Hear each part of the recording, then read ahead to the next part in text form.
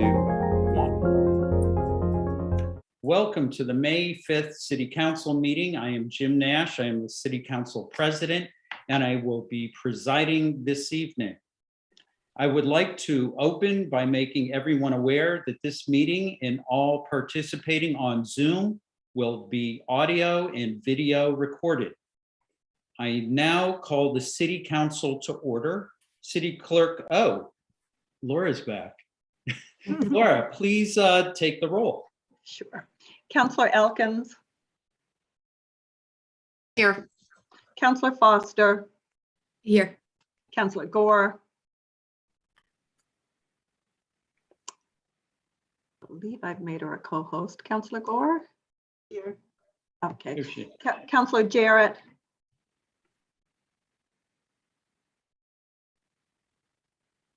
Here. Councillor Labarge.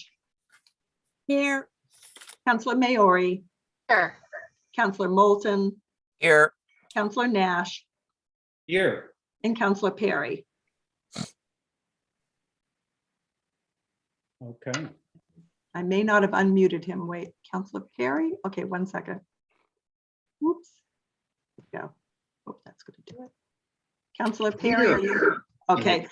Council President, you have a quorum. Excellent. Thank you, Laura. Okay, and I'm going to go off script a little here because just to let everybody know that the link to this meeting needed to be updated at the last minute. So if people are struggling to get in, I'm mostly speaking to anybody who might be out there trying to follow us via through television or through the internet. That if you download the agenda right now, you should have the right link to get in here so you can participate and provide public comment at the right time. Now that we are convened, we have 2 public hearing announcements to tend to prior to opening public comment. First, announcement of a public hearing on item 22.081, National Grid Pole Petition for 1 JO pole on Clark Street.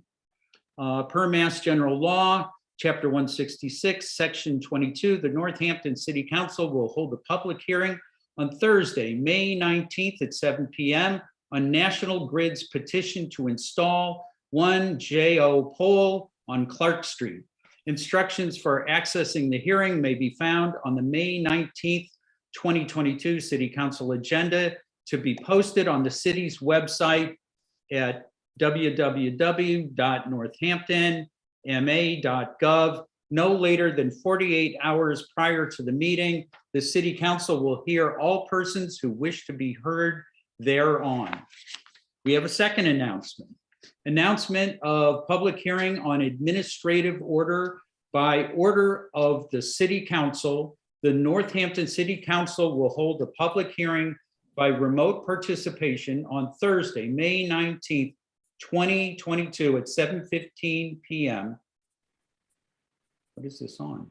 Oh, it's in here. Instructions for accessing, I've already read that with the prior one, it's the same. The City Council will consider proposed amendments to the City of Northampton Administrative Code, Part 1, Administrative Organization, Section 3.0, Health and Human Services Division.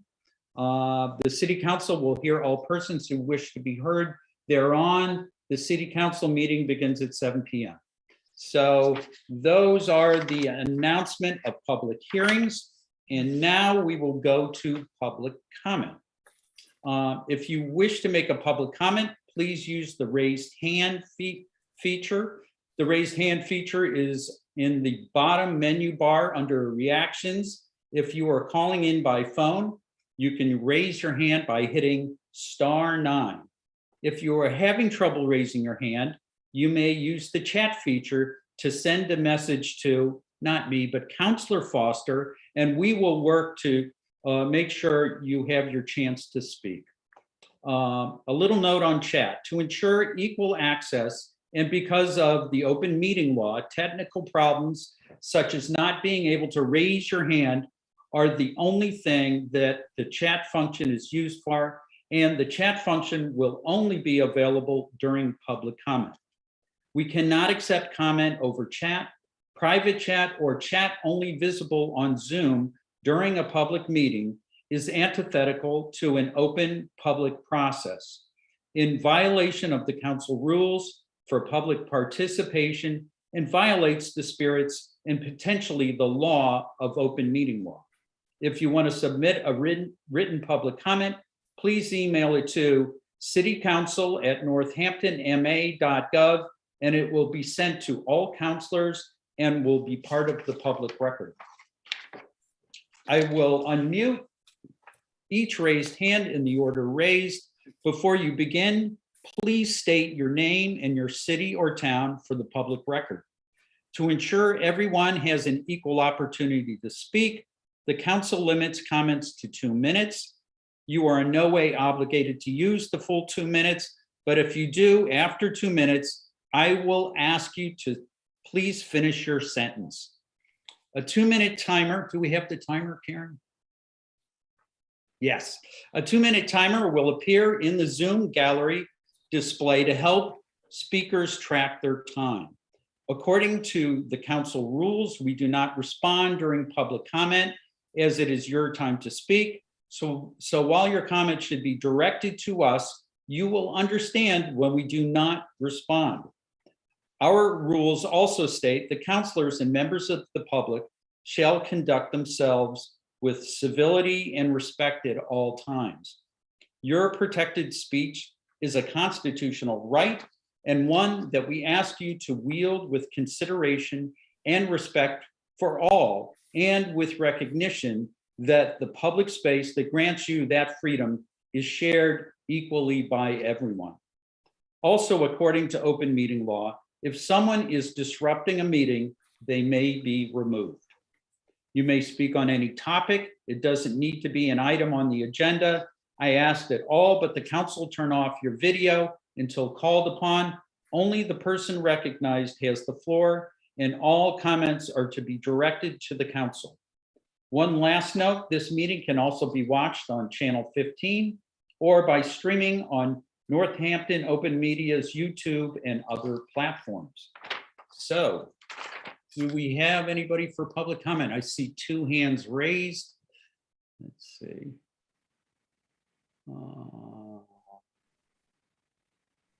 Okay, Rick Last. You have the floor. Let's see if I can unmute. See if we can get you unmuted, Rick.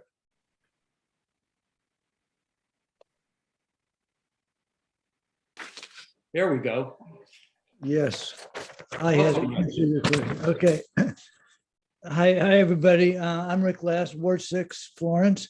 I'm speaking in favor of the resolution supporting the Fair Share Amendment. The Massachusetts economy works great for those at the top, but that prosperity doesn't reach everybody.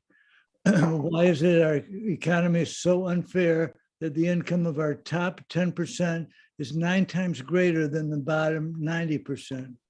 In November, Massachusetts voters have the chance to chip away at this disparity by voting yes on the Fair Share Amendment ballot question, which would add a modest 4% tax on the portion of a person's annual income over $1 million. The $2 billion raised each year for education and transportation could be used to support chronically underfunded public schools, pre-K programs, and to make our public colleges and universities more affordable.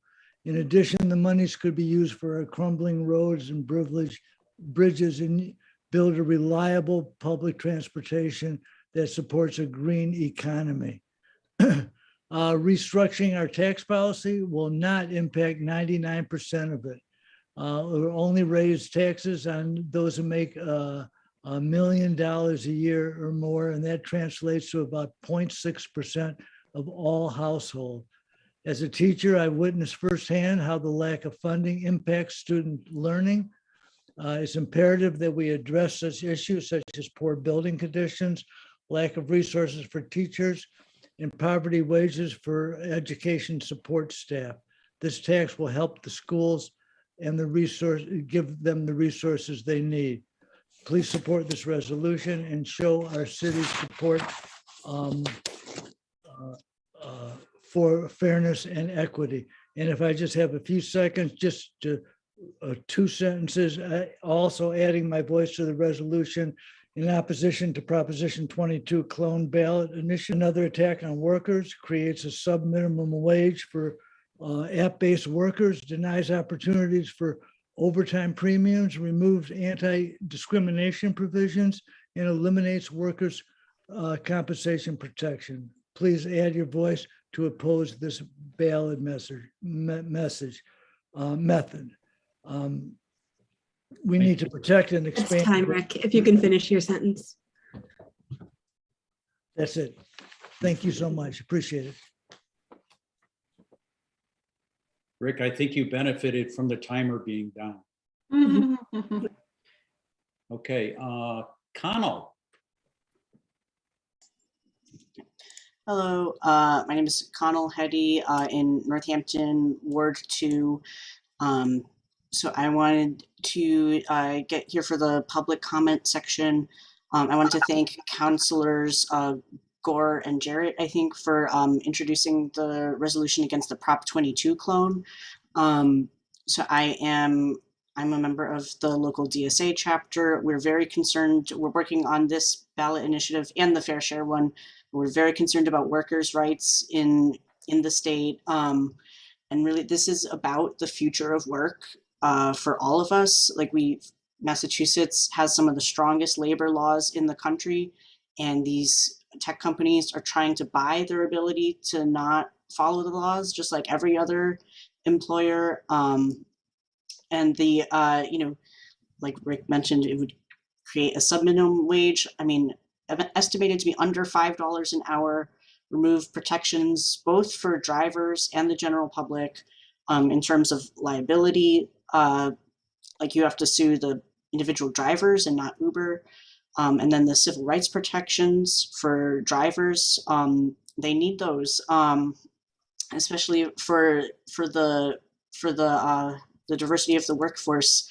And in California, when Prop 22 went through, costs to riders went up and driver pay went down. It doesn't even do what they say it'll do for the drivers. And then I think, everyone, if you think you have a stable job, you think your job can't be turned into gig work, we all should not be sure of that. They're coming for all sorts of things next. Nursing, teaching, anything can be turned into an app. All right, thank you.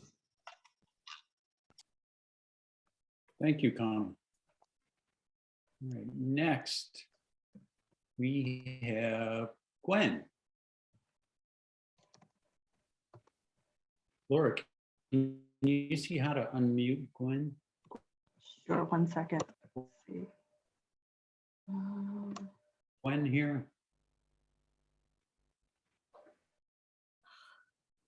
Trouble finding her. 1 second. Oh, there she is. Gotcha.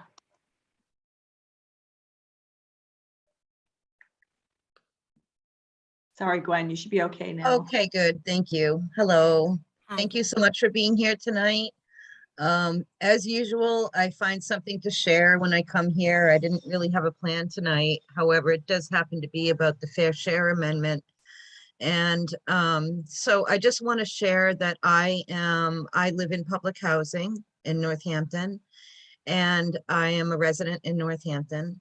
And I drove for Uber after I lost my tile business. And my first really frightening experience was getting stuck in the middle of a shotgun fight in public housing in Jamaica Plain. It nicked my car, and it was just really frightening. And after that happened, I continued driving for Uber because I needed the money and I had to support my kids, and I wasn't in public housing at the time. And I was trying to hang on to my tile business until I got better from that injury. But on April 17th, 2017, I was rear-ended at about 40 miles an hour. And I lost everything. I lost my liability. I lost my full tile business. I lost my family. I lost my home. I lost my gardens. I lost my car almost. I lost everything.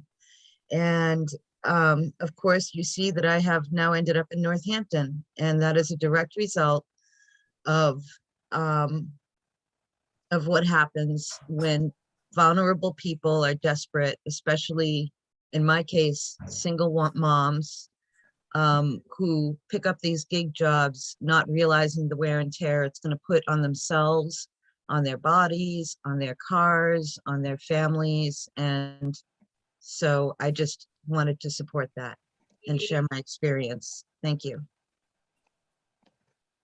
Thank you, Gwen. Counselor Nash is having some connection issues. So I'll check to see, is there anybody else that would like to make a public comment? I don't see any hands. I'll just look for a second. Okay. So we will close public comment, and next up is 1-minute announcements from counselors and committee chairs. Counselor Gore. Yeah, I was able to go to 2 very good events at Pulaski Park over the past couple weekends. I just want to give a shout out to them. One was the Disability Rights Rally that was in Pulaski Park. It was put on by Jeremy Dubs and some other organizers, and they're calling it the Disableist Movement. And they have a list of demands which include being more accessible to the sidewalks being more accessible and businesses being more accessible to disabled people and differently able people in our community. And just wanted to say that it was a really well organized rally in March. And I hope their demands get answered by the city. And I also had the opportunity to go to a May Day celebration for International Workers' Day in Pulaski Park. It was put on by the DSA, Jobs with Justice, and the Western Mass Labor Federation. And it was a really good event. They talked about the Fair Share Amendment, and they talked about how to unionize at your workplace. So I just wanted to say those were 2 really good events, and I love seeing events in the park like that. And it really makes our city, more vibrant when we have events like that in the park. Thank you, Counselor. Counselor Jarrett, had I seen your hand up? Yes, I just wanted to make an announcement about the Legislative Matters meeting, which is next Monday, May 9th at 5:30 p.m. And we'll be taking up the broker's fees home rule petition that was discussed. We had great participation in the community resources meeting last month. So we'll be looking at that and this coming Monday. Thanks. And Councilor Labarge. Yes, thank you. I just want to say there is something to celebrate. Broughton Meadows Homes Wall Raising by Pioneer Valley Habitat for Humanity. And that's going to happen on Portsmouth Road, Wednesday, May 11th from 5 p.m. on Zoom. And you can go onto their website and you can see the beautiful artwork that was done by a resident on Portsmouth Road, Andrew Gwinnett. He did such a beautiful job of the 3 houses. And I am hoping that you counselors can participate on this. We've been looking for affordable houses, and these houses are just gorgeous. So if you can get on their website, Pioneer Valley Habitat for Humanity, you can see the agenda, and our mayor, Gina Louise Scherer, will be speaking, Lindy Sabadosa and I, and several other people. And it is a beautiful celebration. I am so happy of having these 3 affordable houses being built on Portsmouth Road. Thank you. And Councilor Maori. Yeah, hi. You know how you all know that I'm in the pocket of Big B. So I have to push No Mo May one more time. I gotta get better graphics though. If you can see that wmassbees.org, Yep. it's pretty easy. If you go right to that, you'll see a sign up link, and we are picking up signs tomorrow, and they're free. And even if you just want to do it for a few weeks, let your mower take a nap, or do it just part of your lawn. It all really helps boost our local pollinator counts. So please join us in any form that you can. Thank you. Counselor Perry, are you also in the pocket of Big B? Go ahead. I'll give her my outfit. Thank you. Going along with Councilor Maori, just a reminder that this Saturday, May 7th, is the Northampton Education Foundation's annual plant sale. And that is, I believe, from 9 to 1 at Smith Vocational School. This is a great time of year to go get your plants, and all of the proceeds, I believe, go towards books and online resources for the schools. So do that. Any other counselors? And Mayor, did you have an announcement for us? Or I know there's presentations. Okay. All right. So that brings us actually to presentations. And first up is the Finance Director's third quarter reports. I'm assuming Director Nardi hopefully is a co-host by now.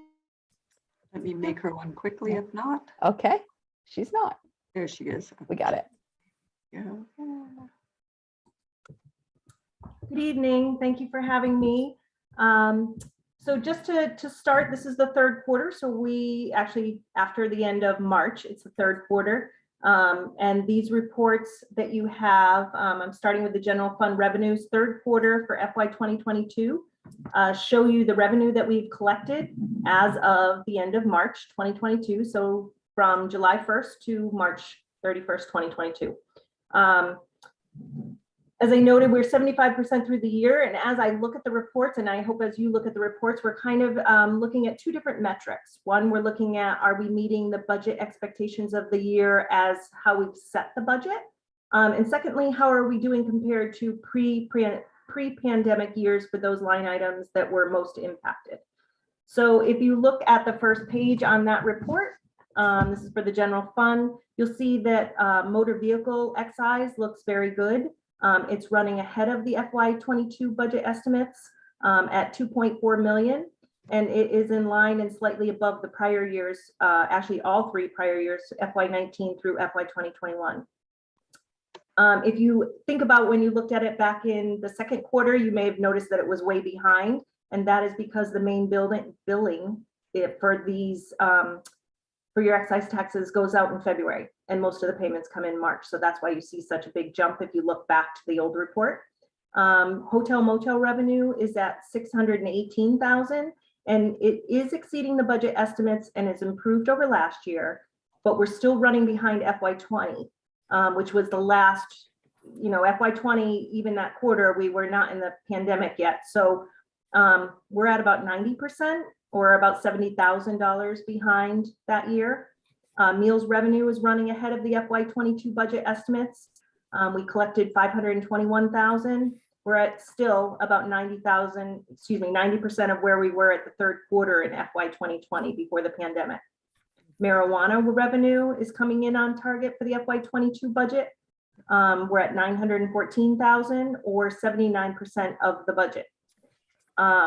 The revenue is not quite as good as it was in FY 2021 or FY 2020. And we talked about this last time too. We are only at 66.7% of FY 20 and 87% of where we were in FY 2021. Again, we mentioned that we're continuing to see a slight decline in our market share, and we feel this is due to more shops opening up around the state. We're still hoping at some point that that levels off because this has become a significant revenue source for the city.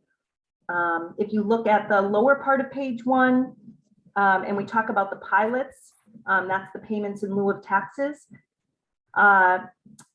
These amounts are spelled out in agreements and are calculated based on those agreements. Most have been received, and all the other ones where you see they haven't will be by the end of May. If you look at page 2, parking revenues, collectively, the total for the third quarter, which includes first, second, and third quarter, the parking revenues are at about $1 million. This is much improved compared to the $597,000 from last year, the same quarter time period. However, it's still not back to pre-pandemic levels. We're running about $500,000 behind, or only 75% compared to FY19, which is the last time parking revenues, was fully enforced before the pandemic.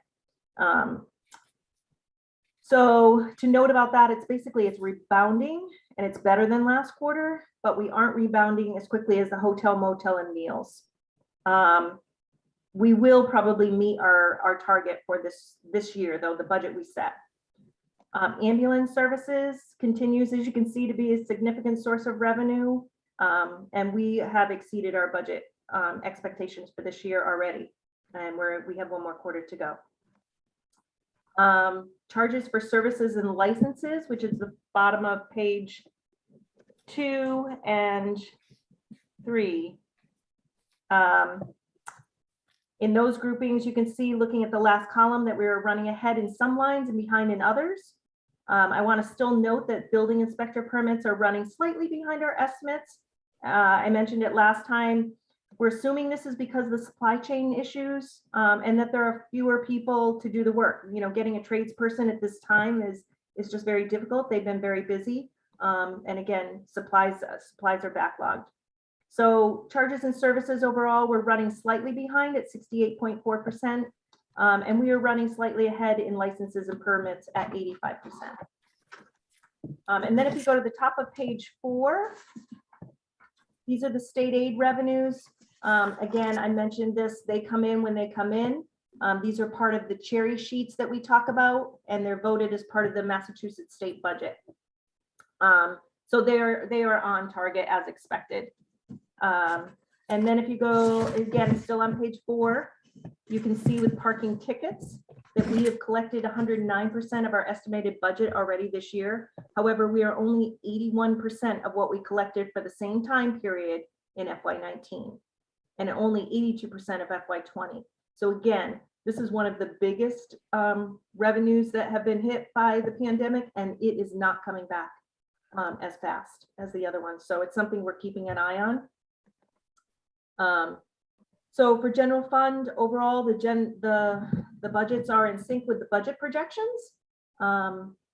We feel they are on track, but we're not back to pre-pandemic levels, especially in some key areas. And so when we think about the budget, and when we talk in the next couple of meetings about the FY23 budget, we are being very conservative, and we're keeping an eye on these budget revenue sources. So then if you go to the second report, which is the general fund expenditures.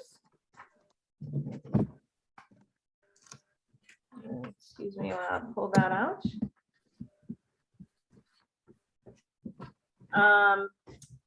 If you go through those, and I'm sorry, I lost my piece of paper, which tells me what to say.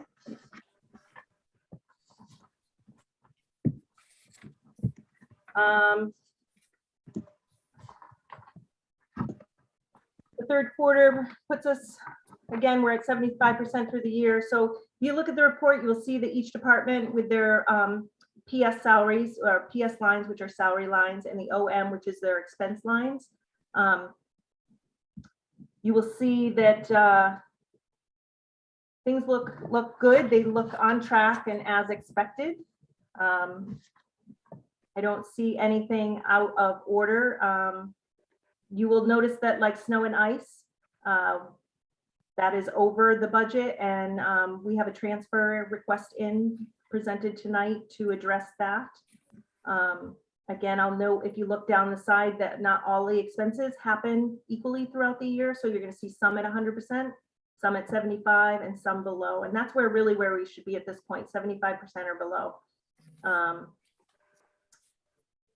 So overall, expenses are tracking as expected, and nothing seems to be out of the ordinary for that. And then if we look at, if you go to the report called Enterprise Revenues, FY 2022, quarter 3. Everything is tracking as expected. The enterprise funds are running at about equal or slightly ahead of budget expectations. So, and those revenues are in line with prior years as well. So those are all looking good. And then if you go to the last report for enterprise expenses, they also are tracking as expected. Again, the same rules apply. If you look at the left column, items should be at 75% or less. Generally, the enterprise funds percentages are lower a little bit because there's a lot of ongoing projects. So some funds get carried forward to accommodate those projects that run over 2 fiscal years. And that's about all I have for my report.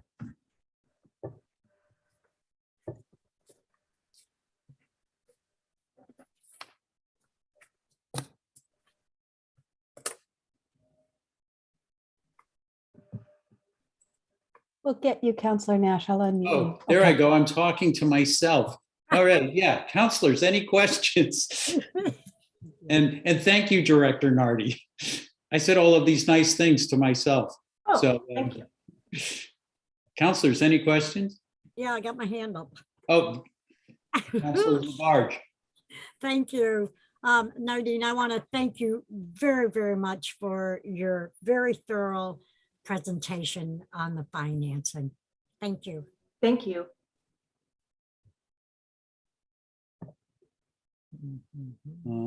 I have a question.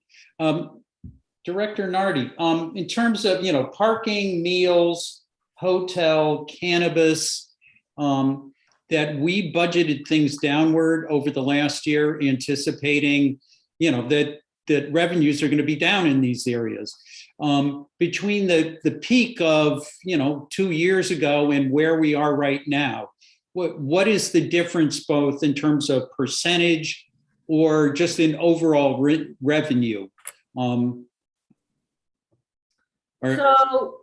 So in hotel motel, we're about $70,000 behind where we were in FY20.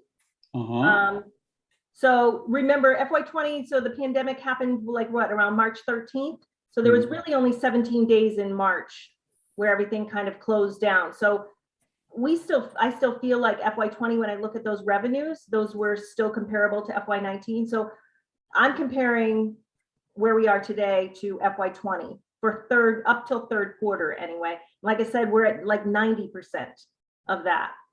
So that's where we stand on that. As meals is about the same. We're running about 90% of where we were prior to the pandemic.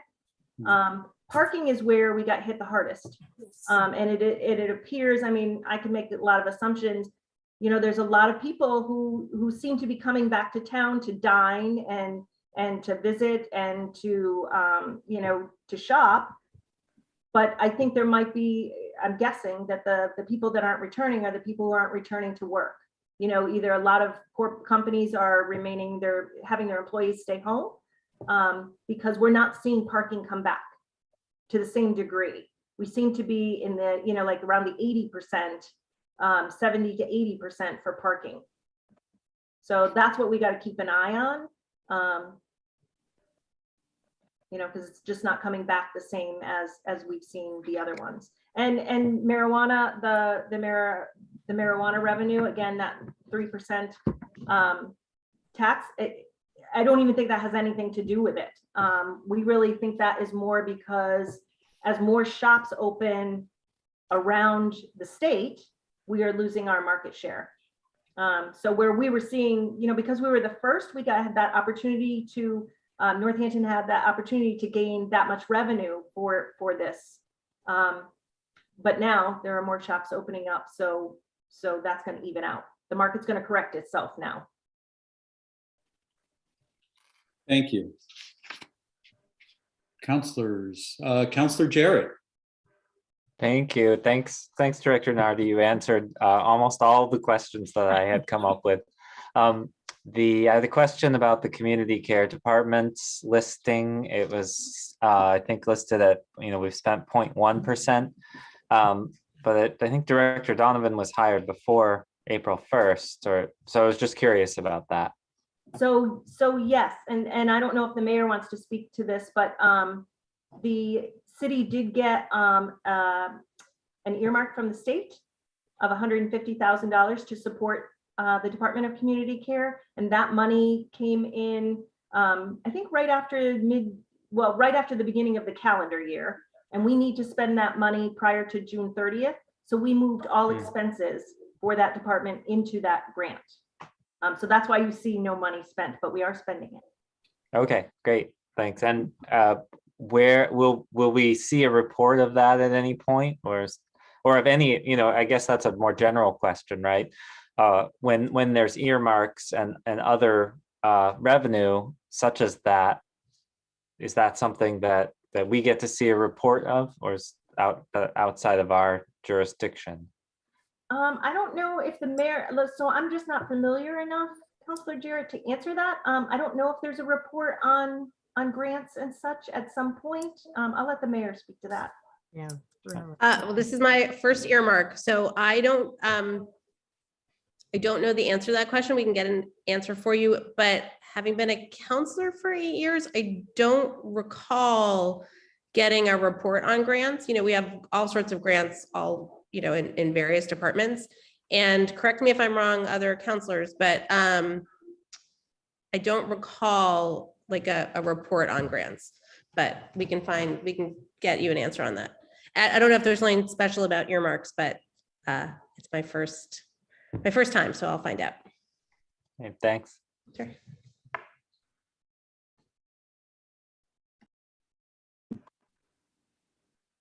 Counselors, any other questions? Yes, I got my hand up. Oh, Counselor Labarge, sorry I missed your hand there. This is in regards to the mayor. She's absolutely correct. As long as I've been a city councilor, we've never been seeing anything to do with the grants coming to us with information on it. So the mayor was absolutely correct with what she just stated.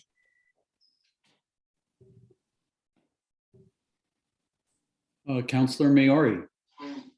I guess my follow-up is, how do we as counselors make decisions about budgets if we don't know the full picture of say, a department's resources? So, I mean, the earmark was talked about in the budget last year. Yeah, I remember that we talked about it. Right. So, we do talk, I guess what I'm saying is I feel like we have talked about it before because, anyway. Yeah. Right. I don't know if it was in the budget book, but we discussed it when we were talking about the department as a whole. So I assume that we'll be doing that again. Counselor Jarrett. Yeah, thanks, Counselor Maori. Yeah, I think, the question for me is, we are spending that money that came from the earmark, and having an understanding of how much we've spent of that and what we're spending it on would be helpful as we're thinking about next year's budget, which probably will not have an earmark such as that. So the things that were grant funded that now won't be, issues like that, I think it would be helpful to have some idea of the money that's being spent. Thanks.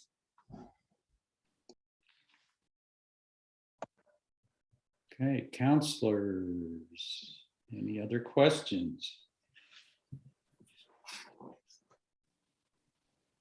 Giving Counselor Labarge another look here. No hand raised. Okay, so Director Nardi, thank you for that presentation, and thank you, Mayor, for helping out. Thank you.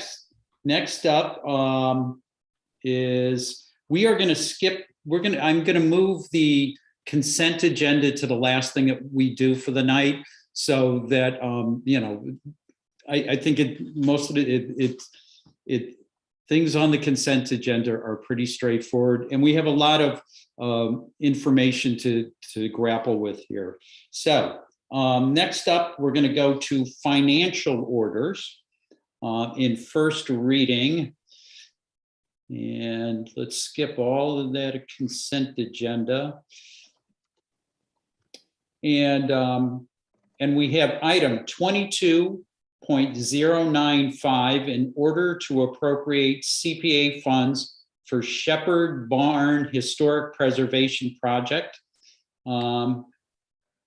And I believe Sarah is here to speak to this. Is that correct? Yes, Sarah LaValle is here. Sarah Maybe. LaValle, where are you? She may need to be made a co-host. Search her out, Laura. I sure will. There she is.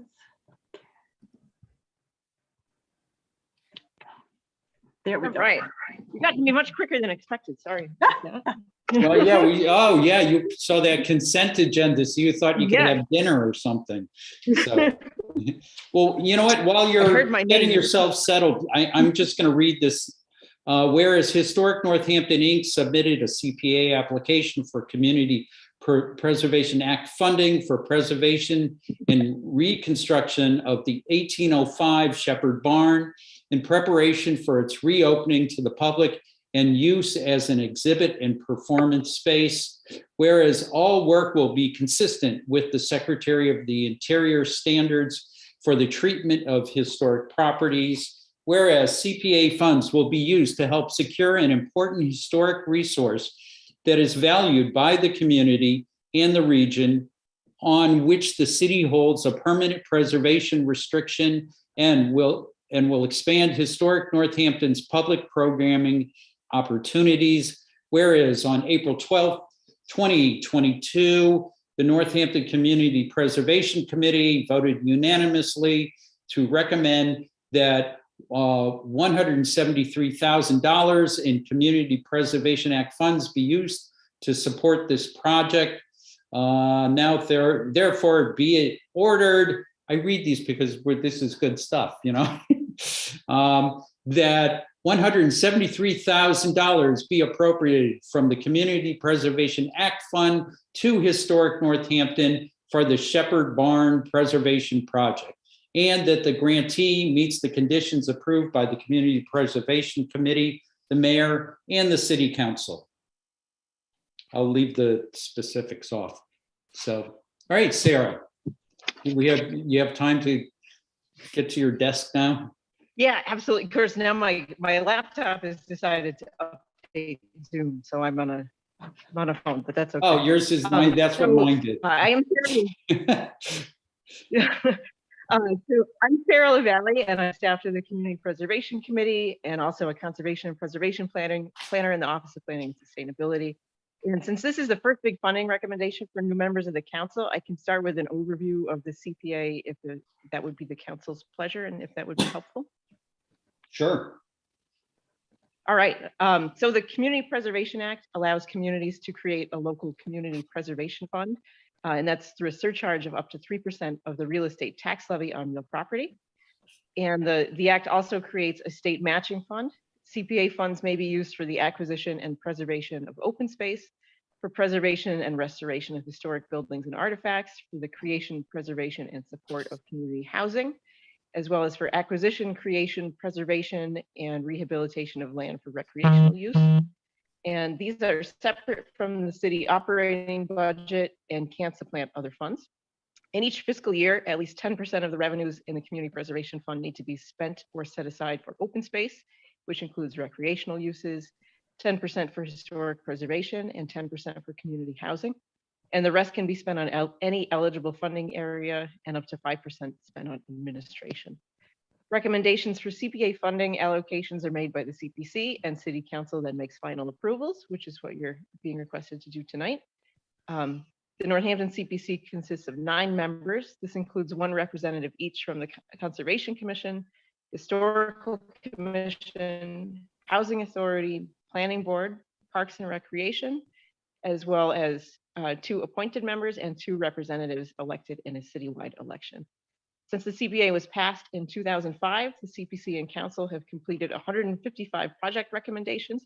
I encourage councilors and members of the public to visit the CPC website and take a look at the Community Preservation Plan, which was just updated, for additional information about the CPA and projects funded in Northampton. The CPC holds 2 funding rounds each fiscal year, and this is the second of those. And combined with the almost 1.4 million recommended by the CPC and approved by council in late 2021, these will fully expend CPA funding that's available this fiscal year.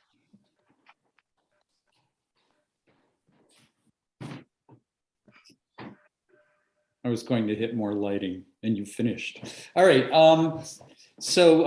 Sarah, you want to tell us a little about this award for the Shepherd Barn? Sure, absolutely. So this is Historic Northampton planned final grant application for the Shepherd Barn.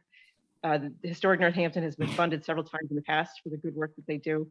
And this work will allow the barn to be completed and finally open to the public as an event space and exhibition area. The CPC heard a tremendous amount of public support for the work that Historic Northampton does and for this project in particular. Thank you. Counselors, any questions for Sarah on the appropriation of CPA funds for Shepherd Barn? Counselor Jarrett. Thank you. Yeah, this seems like a great project. I'm excited to see it come to fruition and be able to go there. I was curious, I know there were some other historic preservation applications, and I wondered if you had a sense of the committee's, why this one in particular was chosen. Sure. Councilor Jarrett, are you referencing the Holly Street project in particular? And there was there a small grant application as well? Yeah, so the small grant application for the signage was funded. So that's going to be moving forward this year. That was an exciting project that the CPC thought would have a lot of impact for just $3,000 into the city funds. And the Holly Street project, if it does come forward, will be coming forward in FY 2023. We worked with the applicant, O'Connell Associates, to figure out something that would avoid a potential borrowing scenario in FY 22. So that might be coming forward later this summer. Great, thanks. Counselor Labarge, I saw your virtual hand raised and your video is off.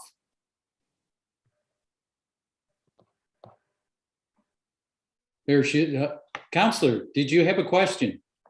Yeah, I had my hand up, but Alex was there, so I wanted to listen to him. Yeah, well, you know, you were using your virtual hand. I was surprised by that. Go, you have the floor. Well, if you I thought would like. I would change a little bit. You did. You threw me a curveball. Thank you. That's just what I need tonight. One more. I'm surprised you didn't hear my husband. I mean, we had a bear out there and we can't get rid of him. Okay. Anyways. Wouldn't surprise me, a bear. Do you need You immediate had a question. assistance? But anyways, Sarah, I have a question for you, please. Sure. Now, when will this be completed? Historic Northampton has already started work on portions of the barn. I would have to look at the application to see the exact timeline, but work is already moving forward and things are cooking along so soon.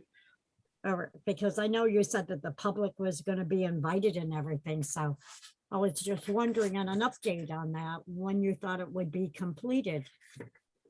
Yeah, I know the co-directors, Betty Sharp and Lori Sanders, are really excited about having people there. So definitely I mean, keep an eye on it.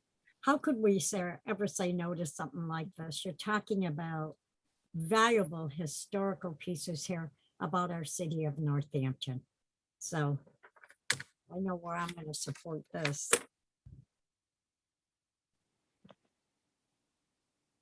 Right. Counselors, any more questions? Well, I'm going to add that that Historic Northampton did a really wonderful promotional video with Quaverly Rothenberg playing cello in the barn as part of a fundraiser. Ward 3 resident, I just had to plug her, and that it's really remarkable. I think it's on the Historic Northampton website. But anyway, I think we're ready to vote on this. Seeing no more comments. Oh, we don't vote. This goes to Oh, yeah, we vote to put this on the consent agenda or to send this to finance. Do I have a motion for where to send Yes, this? I I would move like to make referral. a motion to send it on the consent agenda. Second. Okay. Motion to put this on the consent agenda made by Councilor Labarge and seconded by Councilor Moulton. Any discussion? Hearing none. Laura, roll call, please. Counselor Elkins, Yes. Counselor Foster, Yes. Counselor, Yes. Counselor Jarrett, Yes. Counselor Labarge, Yes, Counselor Maori, Yes. Counselor Moulton, Yes. Counselor Nash, Yes. and Counselor Perry. Yes. Okay. So that the Shepherd Barn CPA allocation will be going to the consent agenda. All right, next up, item 22.096, in order to appropriate $664,068 in CPA funds to Valley CDC for Prospect Place housing project. Let's see. Whereas Valley Community Development Corporation submitted an application for Community Preservation Act funding for creation of approximately 60 affordable apartments at the former Northampton Nursing Home at 737 Bridge Road. Whereas the project will adaptively reuse a vacant property that has fallen into disrepair, serves as a desperate local and regional housing need, and has widespread support. Whereas on April 20th, 2022, the Northampton Community Preservation Committee voted unanimously to recommend that $6,064.68 in Community Preservation Act funds be used to support this project. Now, therefore, it be ordered that $664,068 be appropriated from the Community Preservation Act funding to Valley Community Development Corporation for the Prospects Place housing project, and that the grantee meets the conditions approved by the Community Preservation Committee, the mayor, and the city council. Sarah, do you have more to share?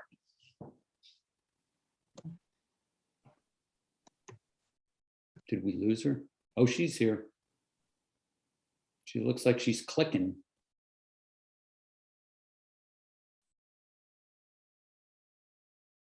Oh, it's one of those nights. Ah. I think she can't unmute. Okay, I made it one, but here we go. Oops, sorry, here we go. All right, there we go. Sorry, I switched to my computer and it would not let me unmute. All right, so I know this is a project that councilors have heard about in different forums and discussions with Valley Community Development Corporation and neighbors. CPA funds will be utilized to create approximately 60 affordable units at the former Northampton Nursing Home. The existing building will be able to be renovated and reused, and the project will have a mix of studio through 3-bedroom rental units for families created. And this project is leveraging approximately $25 million in funding from a variety of other sources, and the CPC received extensive public support for the project. Thank you, Sarah. Counselors, any questions? Counselor Jarrett.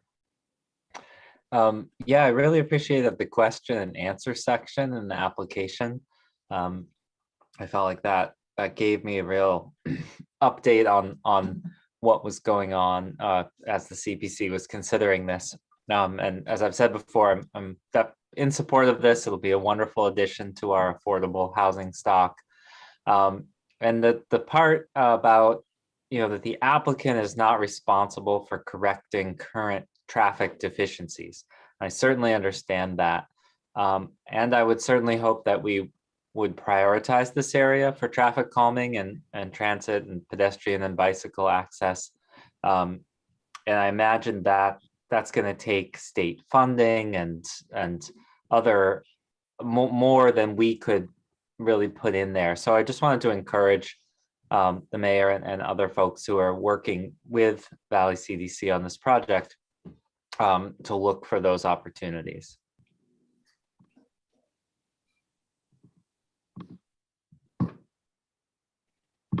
Councillor Labarge using the virtual hand again. Well, why don't you come over here and you can look with Rich at the bears all the time. I'm going nuts with this. But anyways, Sarah. Where is she? She's over here. Sarah, okay.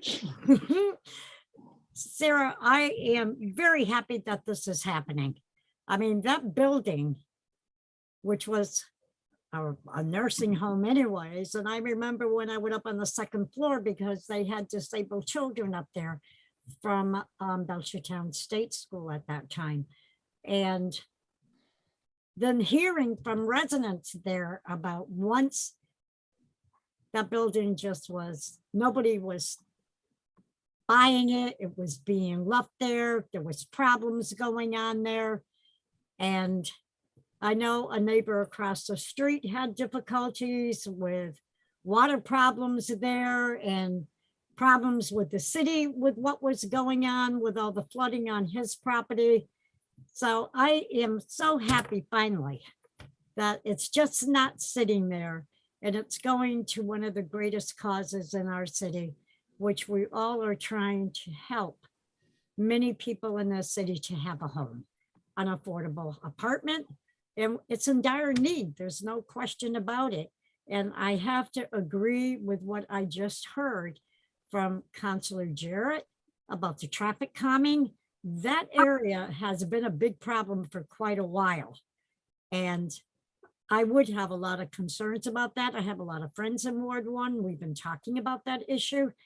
And so hopefully, I think in that direction that the councilor just talked about, it's looked at seriously.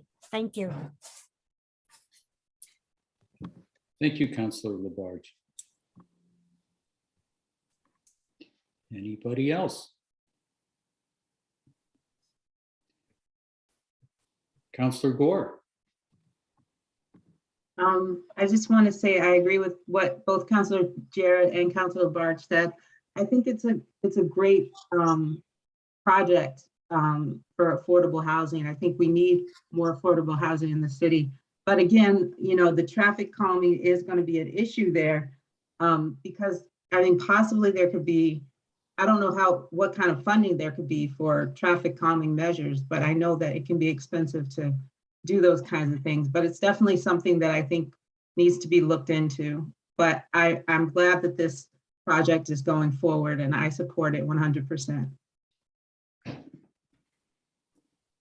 Thank you, Councillor. Anybody else?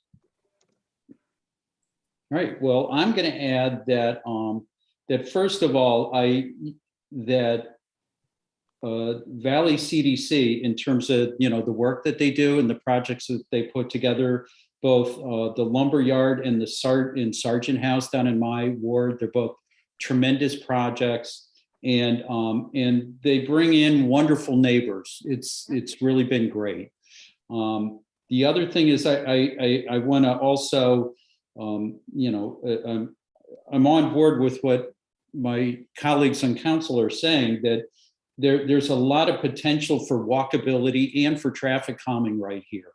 That, it's walking distance to Jackson Street School, to King Street, to Big Y, to Walmart.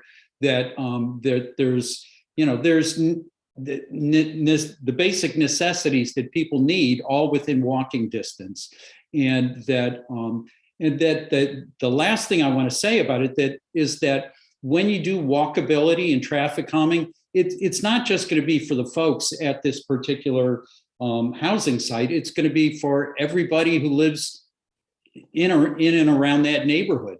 Calming traffic and better amenities is good for everybody. So that's my thoughts on it. So I see Councilor has both, Labarge has both the virtual hand and a real hand. Jim. I think that's a bear paw. I don't think it's, oh, But anyways, I think, I want to say, I think we have so many people riding bicycles now that we need to look at that area, because some people that will be living there probably don't have a vehicle, but they would probably have a bicycle. So I really feel, and hopefully, that this is going to be pushed on the traffic calming. Thank you, Councilor. You're welcome. I won't put my hand up for a while. I will entertain a motion to put this somewhere, though, either to refer to like- finance or put it on the consent agenda. I would make a motion to put it on the consent agenda. And I second that. Okay, so motion made by Councilor Labarge, seconded by Councilor Moulton to put this on the consent agenda. Any discussion? Seeing none. Laura, roll call, please. Counselor Foster, Yes. Counselor Gore, Yes. Counselor Jarrett, Yes. Counselor Labarge, Yes. Counselor Maori, yes. Counselor Moulton, Yes. Counselor Nash, Yes. Counselor Perry, Yes. and Counselor Elkins. Yes. Okay, next up, item 22.097. Oh, that has been referred to the consent agenda. All right, next, item 22.097, in order to acquire property located on Sylvester Road. I believe Wayne's here to speak to this. No, Wayne is not here. Sarah can speak to it. I'll just tee it up for her and say that this is a very exciting possibility to close a really crucial gap in the Sawmill Greenway that has been a priority of the city for, I think, 20 years. So this is a very exciting order that's before you right now, and I will let Sarah take it away. Okay. Sarah, you have the floor. Oh, she can't unmute. Hold on. There we go. All right. So this is a really exciting opportunity for the Conservation Commission and we think for the city. It's one of the most important open space purchases that the Conservation Commission has had the opportunity to acquire in quite some time. This is one of the largest privately held contiguous areas in the city, which is itself within a large area that's not bisected by roads. The Sawmill Hills extends from Spring Street on the east to Sylvester Road on the west, and from Chesterfield Road to Ryan Road north to south. Protection of this area will fill a significant gap in the protected greenway. The parcel includes vernal pools, stream corridors, and priority habitat for rare species, and this acquisition will further protect this important wildlife corridor. The Sawmill complex also includes one of Northampton's most elaborate trail networks, which is getting to be more discovered by residents, which is really great. And connection of this parcel with its existing trails and views will add to recreational possibilities and connect the area to more residents. We plan to pursue state grants and fiscal year 2023 CPA funding for the project and never exercise this borrowing authority, but having it documented makes us more competitive for those state grants. And a conservation restriction, which will be held by the Kestrel Land Trust and doubly protect the property, is also required and is authorized via this order.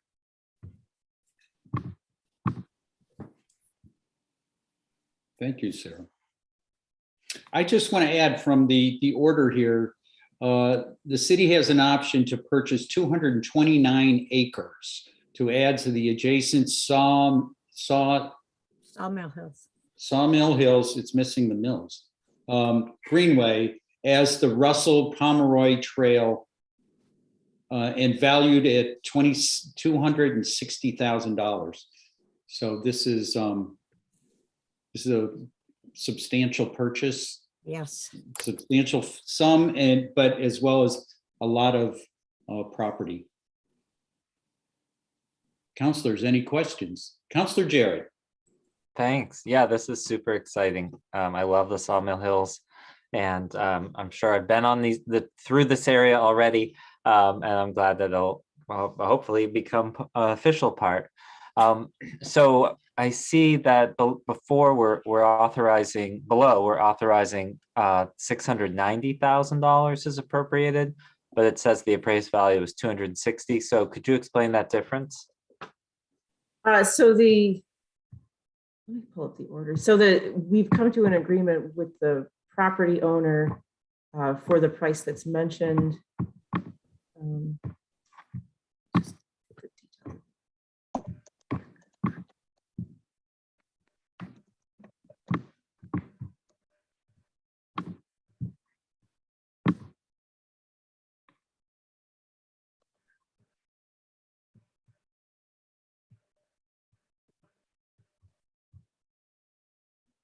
I don't know what that discrepancy is.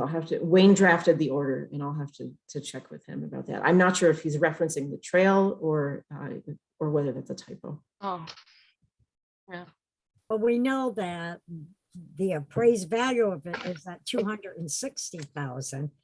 So if you look further down at 229 acres versus that 690,000 is appropriated. Mm.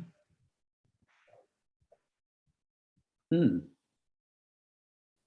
We'll it's get saying that. now, if you look at that last, Sarah, further ordered, it says, with the approval of the mayor is authorized to borrow the 690,000 under chapter 44, section 7.1. We'll get the answer Counselor, to that. yeah. I'm sorry, I was just gonna say. Mayor, get go the answer to ahead. that Discrepancy. I think my guess is that the typo's in the whereas. Sarah, would you agree? Yeah, I think so. I'll get a clarification and adjust that.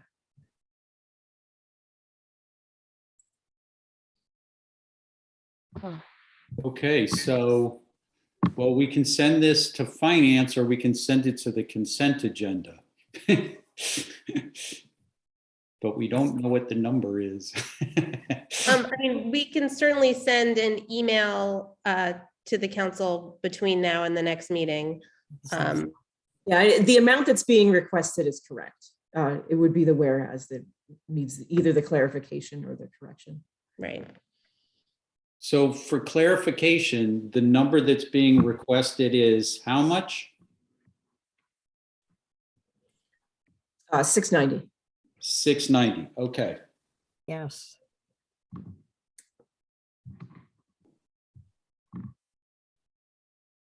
Okay. Councilor Maori. Guess I should use my virtual hand. But that's, the 690 is really the borrowing authority. Yes, I mean, just for clarification for the public and for council. So the authority to borrow and possibly also seek that money from grants, but it's really about the borrowing. So maybe the answer lies in something about that. And again, we never intend to exercise this borrowing authority. So we anticipate coming back before you next year to rescind this authority. Right, yeah. Well, I'll just take a second to say that this is, of course, very exciting for our area. That's such a precious place, a precious area for trails, and so I know that Councilor Labarge and I are excited for our wards to We are. be able to utilize it. Thank you. Councilor Labarge. Yes, and I have to echo what Councilor Maori is saying. I mean, it affects both of our wards, and we've done so much with Sawmill Hills for many, many years, worked hard to acquire the quarry right down the line. And I'm going to support this. I'm going to support it 100%.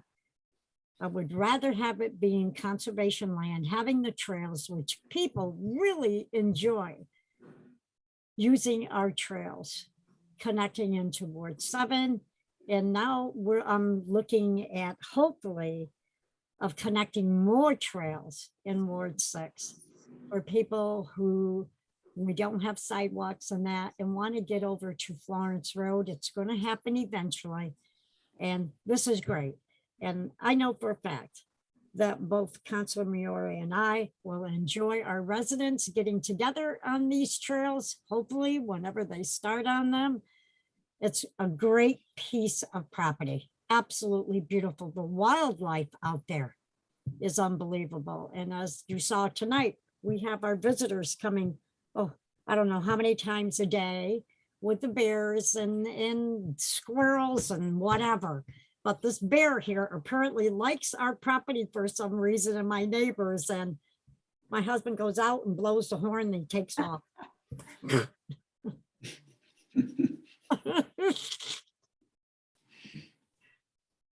So I'd like to make a recommendation to place this on the consent agenda.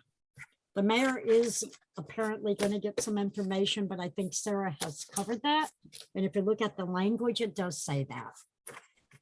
Okay, Councillor Labarge has submitted a motion to put this on the consent agenda. Do I have a second? Second. Was that Councillor Gore? Foster. Councillor Foster. Okay. Any discussion? Laura, roll call, please. Councillor Gore, Yes. Councillor Jarrett, Yes. Councillor Labarge, Yes. Councillor Maori, Yes. Councillor Moulton, Yes. Councillor Nash, Yes. Councillor Perry, Yes. Councillor Elkins, Yes. and Councillor Foster. Yes. Okay. That item has been referred to the consent agenda, and we're expecting some clarification from the mayor for when this is up at our next meeting. Next up, 22.099, in order to approve budgetary transfers in first, this is in first reading.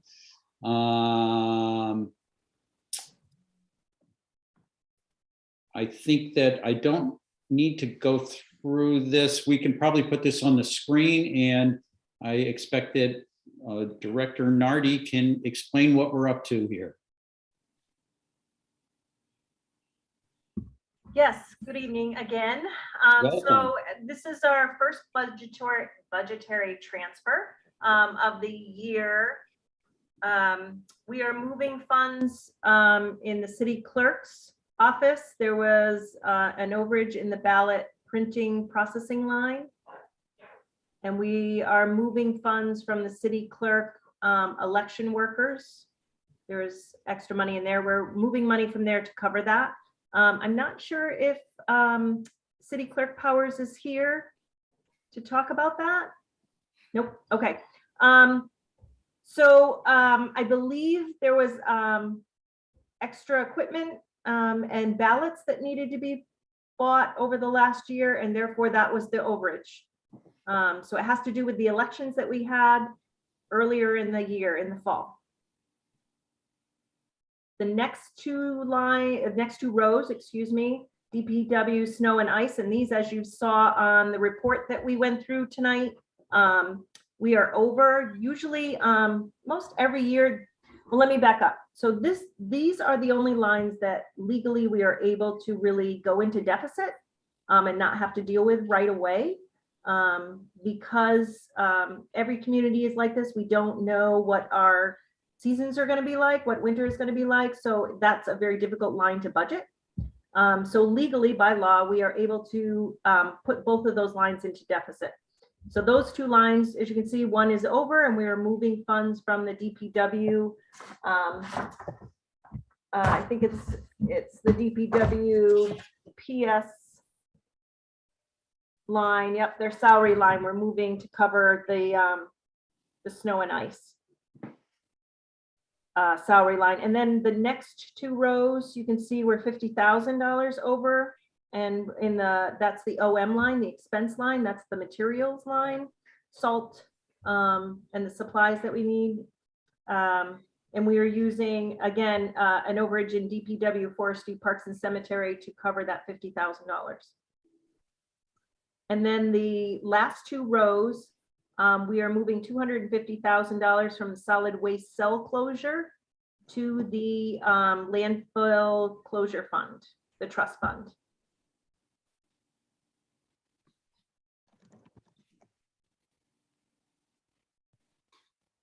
Counselors, any questions?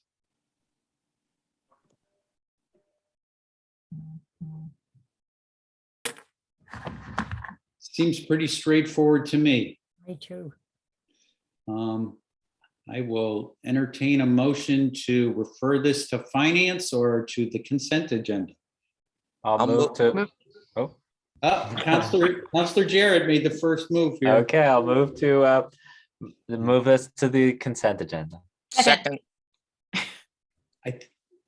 Did Rachel? I won. Oh. Okay, and seconded by Counselor Elkins. Okay, yes, you are the winner. Yeah.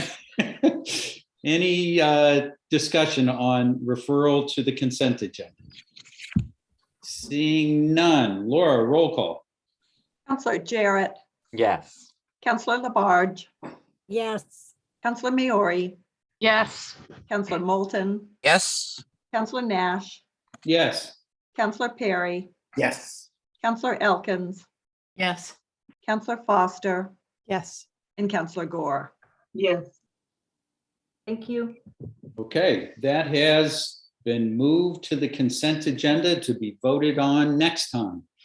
All right, next up, item 22.100, an order to authorize borrowing $22.5 million for sludge dewatering, clarifier, plant water system, and SCADA upgrades to the wastewater treatment plant.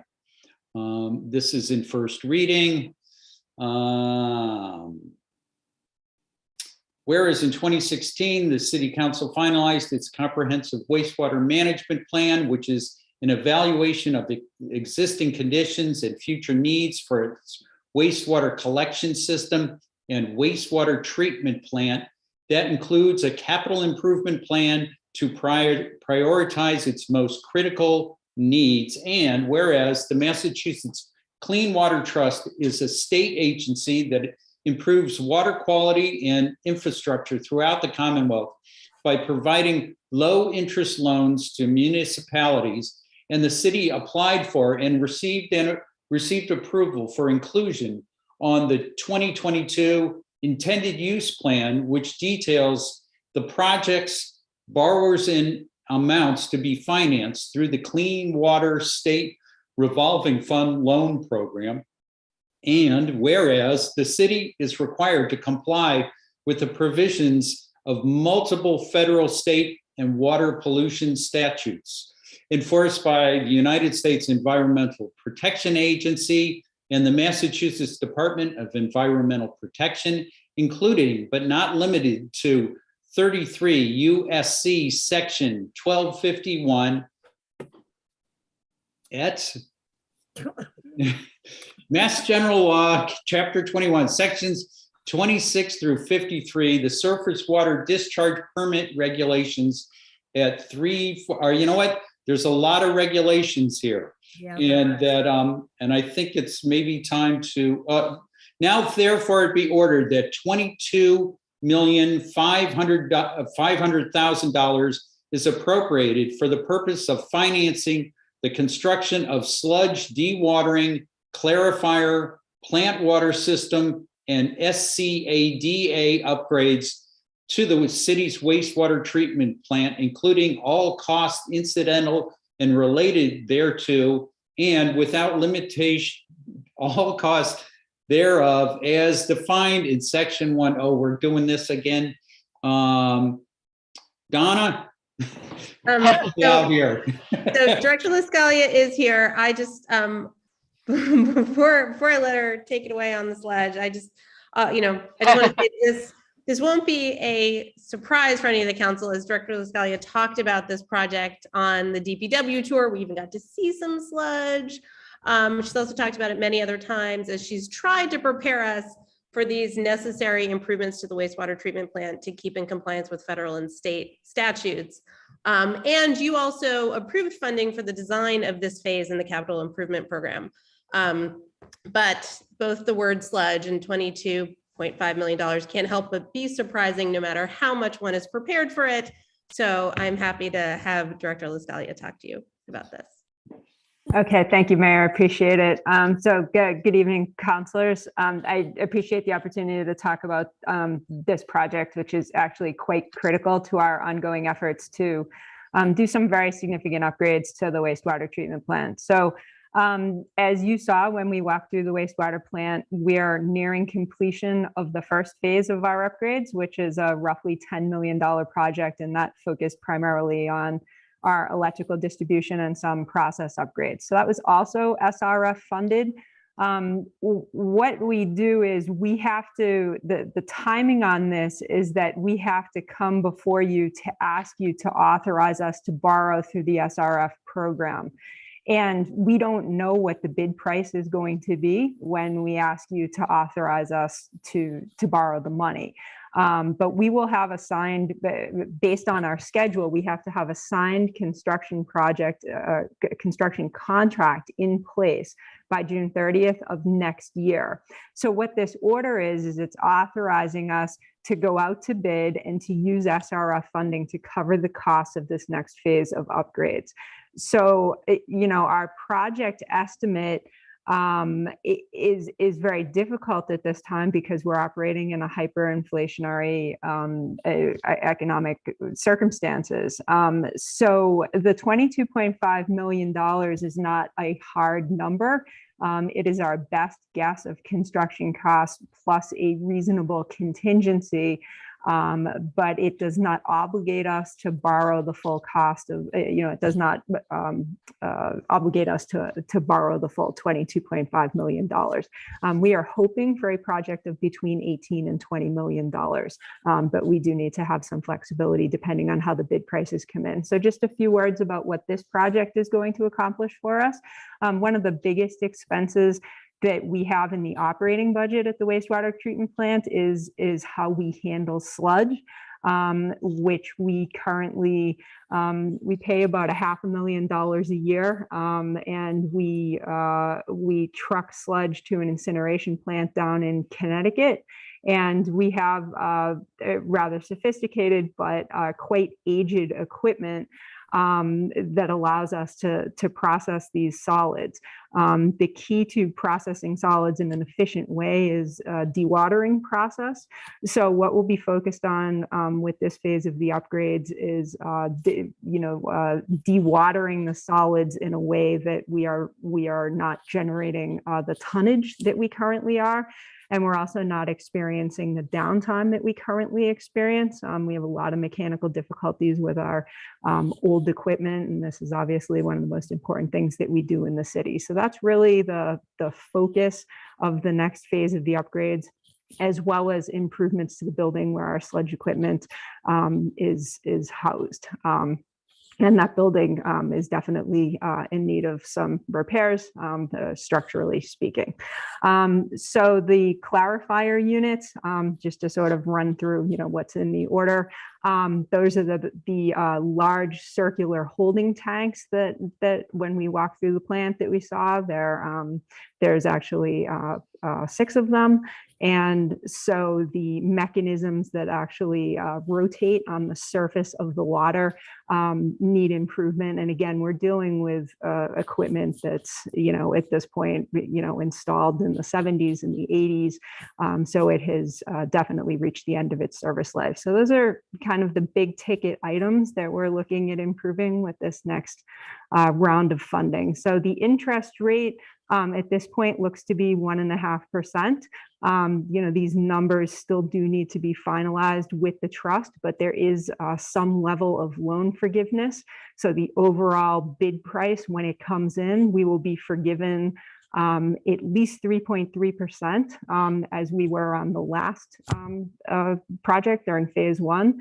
We had $367,000 worth of loan forgiveness worked into the funding of that project. It is unclear at this time if federal stimulus money is going to actually create a scenario where we have even a higher percentage of loan forgiveness. But those details will be finalized over the coming year before we actually engage in a transaction with the Clean Water Trust. So those are just some details of the loan. And the loan term is typically 20 years. So happy to take questions if there are any. Thank you, Director. Any questions? Councilor Maori? Well, really just a comment. I was not surprised to see this amount. We just, you had prepared us. I remember our first term. And we just got a presentation in Energy and Sustainability Commission about wastewater and the future of, and it was confirmed that dealing with sludge, processing sludge is the most expensive part of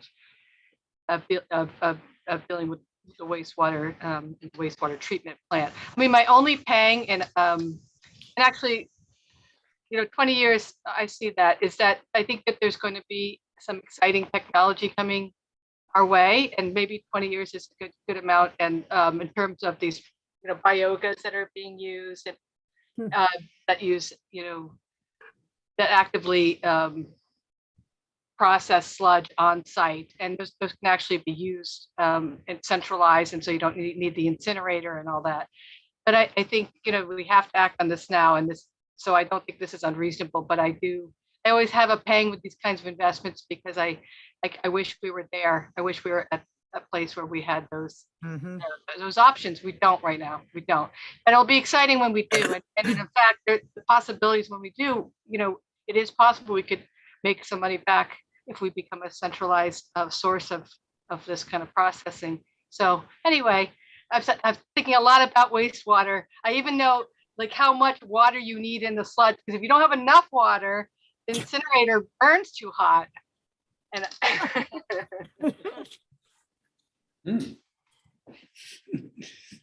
It's amazing what we learn, huh? So, councilors, any other questions?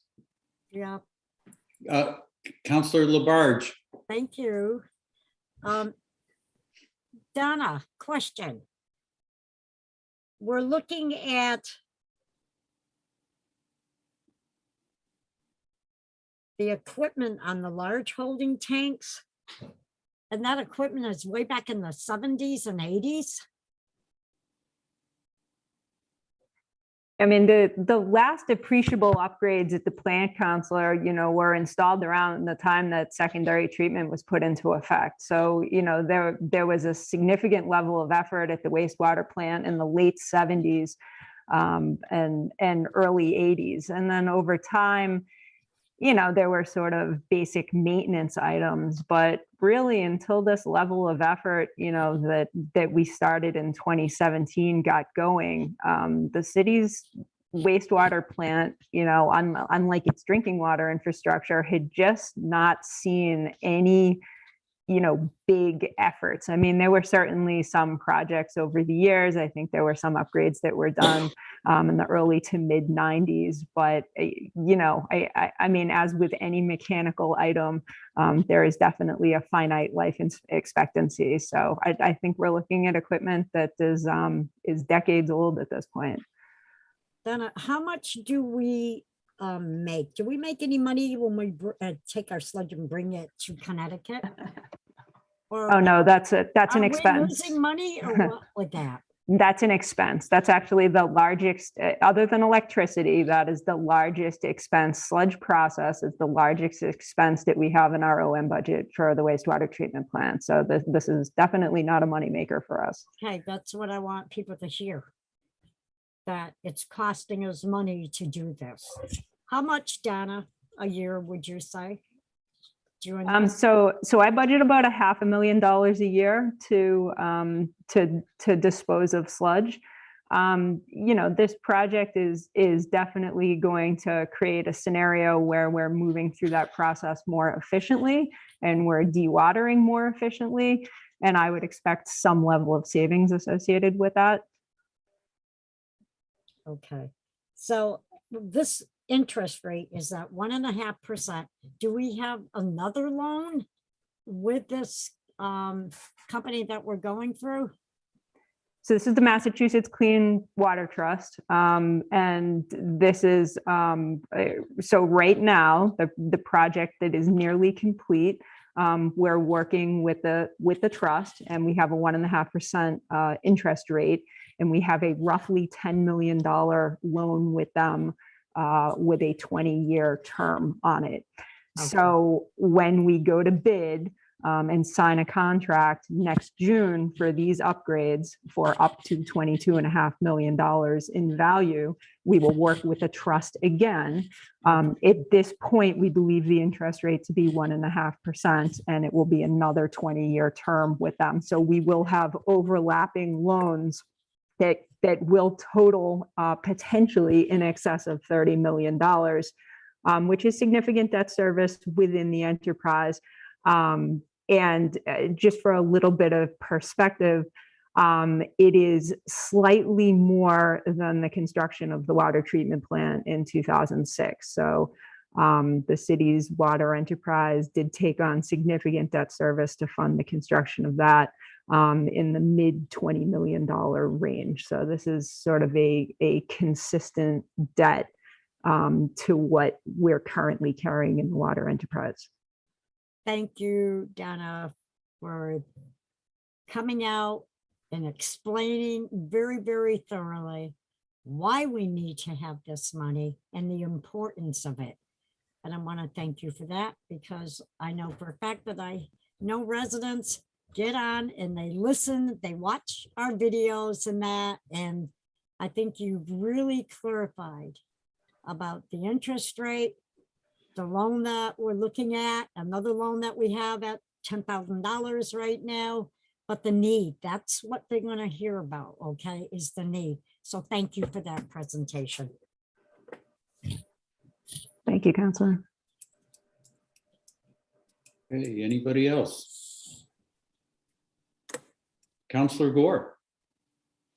So Director LaScalia, are you saying that we have a debt in the water enterprise and we're going to have like additional $30,000 debt here? Yeah, so the water enterprise is its own separate enterprise. I was just sort of drawing a comparison between what level of debt service will be in the sewer enterprise now. So we are currently, in the midst of this $10 million upgrade project, and then we are going to add, potentially another $20 million of debt into this enterprise. But it is roughly mathematically equivalent to the debt the city took on in the water enterprise when the water treatment plant was built. And it is a high level of debt, but we have been able to manage it. So that was why I was drawing the comparison, because obviously a $30 million combined level of debt service is certainly a big number. And we have to be responsible in sort of how we're planning this and how we're staging it.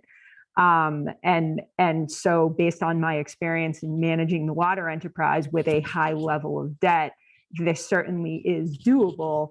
But it is a high level of debt. So that does need to be very clearly communicated to everybody. So it was just a comparison I was drawing between water and sewer. Okay, thanks for that clarification. Councilor Foster. Thank you, Director, for that explanation. Is really clear. And just a question, because I know when we set the water sewer rates recently, there was a conversation, that there would need to be considerations in the future with potential to raise them. And is that something that you would be looking at in conjunction with this debt as well? Yeah, I think that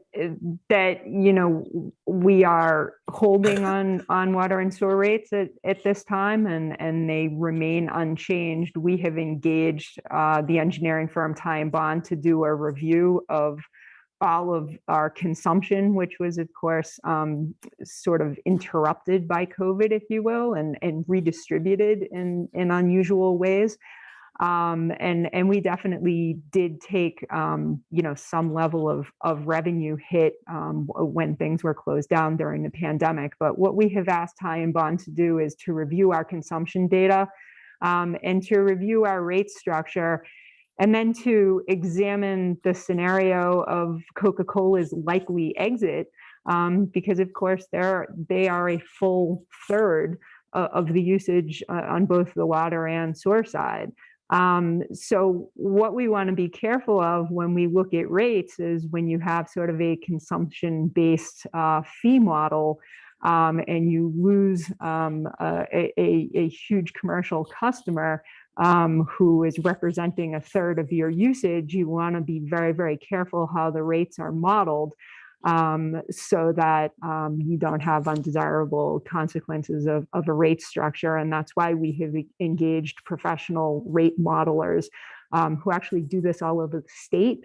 They have quite a bit of experience in working with municipalities who may lose large commercial customers, or end up with large commercial customers coming into the rate base. They just worked with the city of Everett, had the Encore Casino came in, and that was sort of a disruption to the whole system, and they needed to kind of go through the rate base and make some changes. So they have quite a bit of experience with this, and we thought that they were the right people to engage, given that we are trying to make large capital upgrades here, and we are on the cusp of losing or potentially losing a large customer.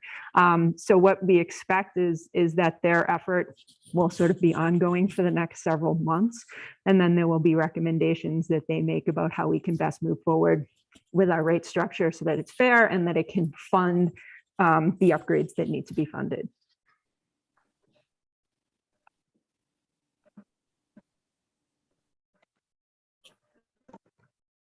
Counselors. Okay, I have, let's see, one question that I'm sure that my neighbors would like me to ask Director LaScalia, which is, will things smell a little bit better once we spend $22 million? It's a wastewater treatment plant, so yeah, but a little better, right? I would love to be able to say yes, but I don't feel that I can. I was hopeful. All right. Thank you. And I want to thank Director Nardi for spending a little time with me earlier today, showing me how that this request to go, to borrow this money is reflected in the capital improvement plan. And that, it's like, okay, that lines up with this. We kind of approved this spending, and now this is how we're going to finance it and how they're all coming together. So it was nice seeing all of the moving parts work. So thank you for that.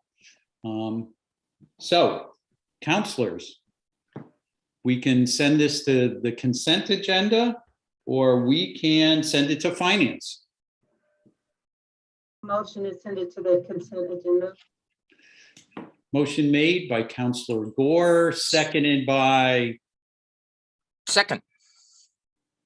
Counselor Moulton. And that is to send this to the consent agenda. Any discussion?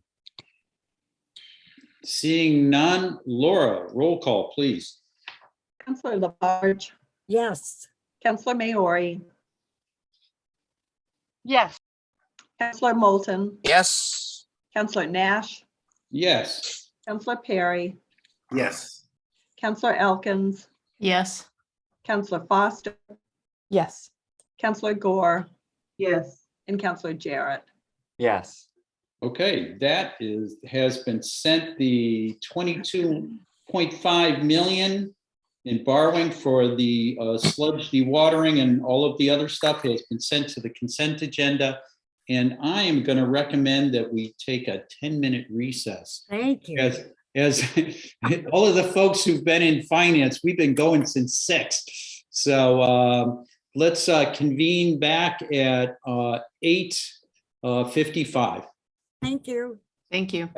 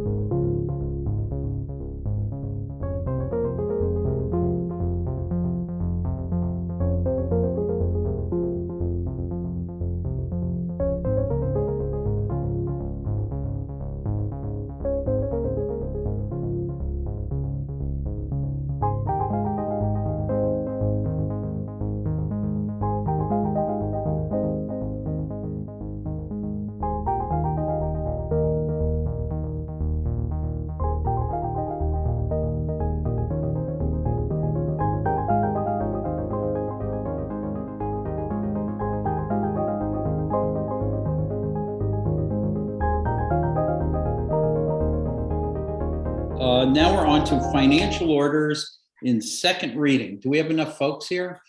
1, 2, 3, 4, 5, 6. Yeah, we're good. 7. All right. Item 22.071, in order to approve $50,000 from short-term rental impact fees to affordable housing, only if returned by Committee on Finance. And I can, I asked the Finance Chair to report out on this order. Did it receive a positive recommendation? This is the 50,000. Yes, it did, in fact. Just narrowly, right under the gun. Well done. So that is coming back to us tonight with a positive recommendation. And that it was sent to Finance to see if there was a little more interest in it for discussion. And I think that basically the response, we can assume that everybody was comfortable with us doing this. And that, so right, we have this item here that's up for approval tonight. Move for approval. Second. Okay, motion made by Counselor Moulton, seconded by Counselor Jarrett. Any discussion? Seeing none. Laura, roll call. Counselor Maori, yes, Counselor Moulton, Yes. Counselor Nash, Yes. Counselor Perry, Yes. Counselor Elkins, Yes.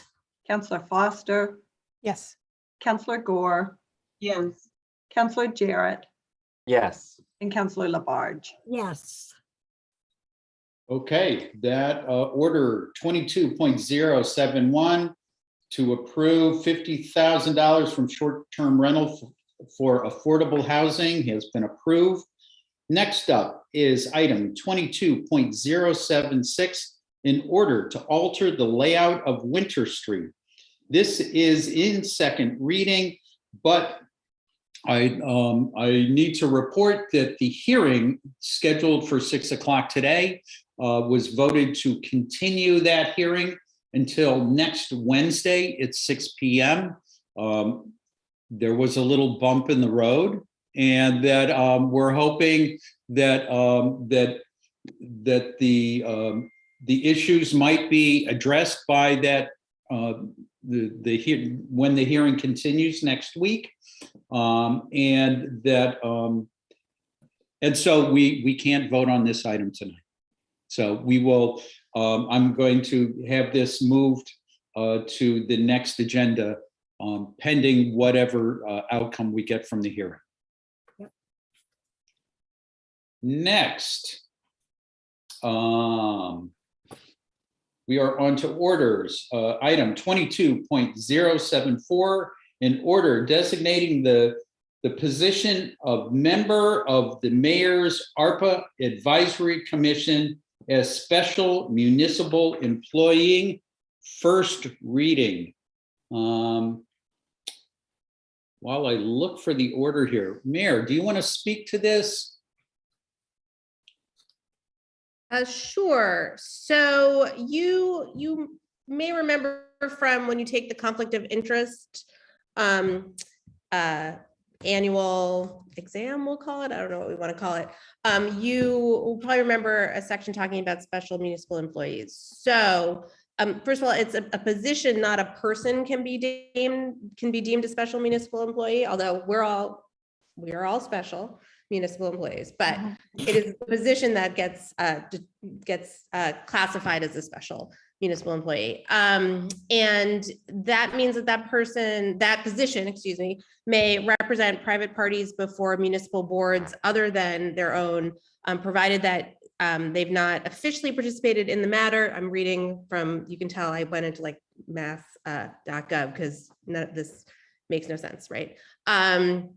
And the matter is not now and was not within the past year within your official responsibility. Act as an agent for private parties in connection with a matter of interest to your city or town, provided that you have not participated in the matters as a municipal employee and that the matter is not and has not been during the past year been within your official responsibility. basically, it's a recognition that a professional may work for all kinds of interests in the city, but still participate on a commission. So for example, an architect could work on different interests in the city, but still participate on the historical commission, but they would recuse themselves from any actual client-related projects, but be okay to work more broadly on issues in the city that were not directly before them.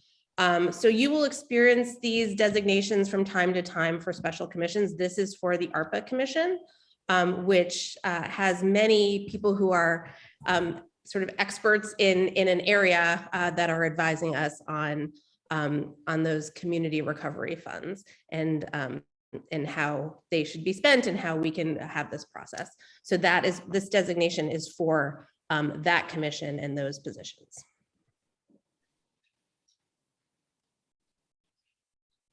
And often Solicitor Seawald would be here to talk about this, but he is not here. So you got me. So, Mayor, this is listed as being in first reading here.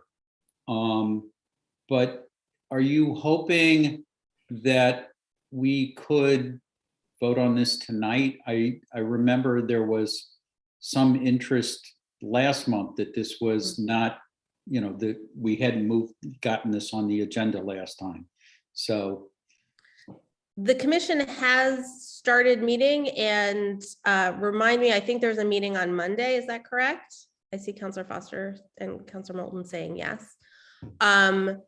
So if you could vote on this tonight, that would designate these positions. But if you felt like you couldn't, then I think that in the next meeting, the commission is still doing kind of largely learning and talking about the process. And so if you felt like you wouldn't be able to vote on it this evening, I think that would be okay for the next meeting. Okay. Councilor Foster may know more as she's on the commission. Councilor Foster. No, I don't know more. I had my hand up for a question, but I guess my question was that Solicitor Seawald wasn't able to make the first ARPA committee meeting, but of course it's bringing together people with expertise in some of the areas where ARPA funds may end up being designated. So is this sort of a response? I just wanted to really get my head around the big picture. This is kind of a response to that fairly unique situation of this committee. Yes, and Yeah. I see Alan Wolf has popped on the screen. Do you have something to add, Alan? Like magic. Hold on. Chief of Staff, something to add? Sorry. Okay. He's unmuted. Thank you so much. This is in response to advice from Councilor Seawald. We have a lot of folks who have really interconnected volunteer work and dedication to the issue. If you think of the ARPA survey that happened last fall, we used that to pick people who represent the kinds of things that we believe people feel should be addressed with this community-directed portion of the ARPA funding. So when it became difficult to find people who had no influence under any area that also had the expertise we were hoping for in advising the mayor and directing this expenditure. And so this was the solution that Solicitor Seawald suggested to insulate these folks from any suggestion of an unethical behavior. So just to clarify, oh, I'm sorry, can I ask a follow-up? Yeah, go right ahead. I'm already asking it. Okay, now we'll ask permission. So just to clarify, this means then that people would say recuse themselves from a discussion where an agency they're directly involved with is up for discussion, but not something they're more peripherally involved with. Am I understanding that correctly? So the truth is, every single person we asked to be on that the mayor that offered this position to affirmed that they have no organization to which they directly have an influence over will be coming for a grant from this community directed portion of the ARPA funds. So this is more a tangential connection to one of those organizations rather than a direct. So anyone who actually is part of an organization that said they would ask for this money is not on the commission. So this is because the truth is, how could you possibly be on one group? You're advising for the totality of the money. So you couldn't be pro arts and then not be completely unbiased on a housing project potentially. So you can't be a board member of an arts organization that's directly coming from money. And so we've done that pass, but people also had just connections and relations to other organizations just by dint of being frankly fantastic residents of Northampton that are super involved, that we're just trying to add this layer of insulation.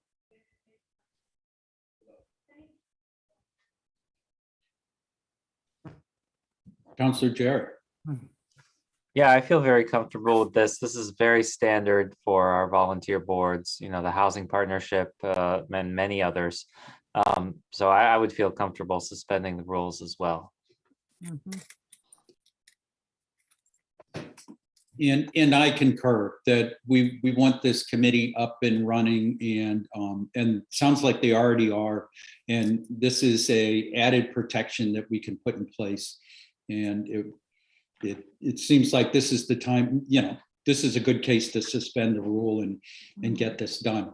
And I also know that there was a hope that it would have been on our April 14th agenda, and you know, we just didn't get it there. So Councilor Maori. I was going to make a motion. Move to suspend rules. Second. Okay, motion to suspend the rule has been made by Councilor Maori and seconded by Councilor Foster. The rule we're suspending is the allowing, we're going to vote to approve this tonight rather than put it on the agenda for next time. Any discussion on suspending the rule? Laura, roll call. Councillor Moulton. Yes. Councillor Nash. Yes. Councillor Perry. Yes. Councillor Elkins. Yes. Councillor Foster. Yes. Councillor Gore. Yes. Councillor Jarrett. Yes. Councillor Labarge. Yes. And Councillor Maori. Yes. Okay, the rule has been suspended. So now we can, I will entertain a motion to approve this 22.074 this evening. Move to approve. Second. Okay, motion made by Councillor Labarge, seconded by Councillor Moulton. Any discussion on approving this evening? Seeing none. Laura, roll call, please. Councillor Nash. Yes. Councillor Perry. Yes. Councillor Elkins. Yes. Councillor Foster. Yes. Councillor Gore. Yes. Councillor Jarrett. Yes. Councillor Labarge. Yes. Councillor Maori. Yes. And Councillor Moulton. Yes. Okay. Order 22.074 has been approved. Okay, next up. So next up, I just want to do, I wasn't around for announcements because I got bumped out. I had the spinning wheel of death, and I wanted to, and I think this kind of relates to what's next up on the agenda in some ways. So I want to announce the budget schedule. I wanted to do that earlier, and so the mayor's office will have the budget books available for counselors on Monday, May 16th. I'll send this all out to everybody in an email tomorrow morning so you can get it in your planners. And then on Thursday, May 19th, we see a number of things converging on the 19th. That is when the mayor will be presenting the FY 2023 budget to council. And per the new rules, the way I interpret them, that will actually be the introduction, that will be our first reading, will be on May 19th. I've discussed with Councilor Maori that we've landed on Tuesday, May 24th and Wednesday, May 25th at 6 p.m. to hold the city council budget hearings that we will convene as the full council, and then we will recess for finance. The finance committee will oversee the budget hearings, but councilors will all be there to be part of the process. And then on Thursday, June 2nd, we'll meet at 7 p.m.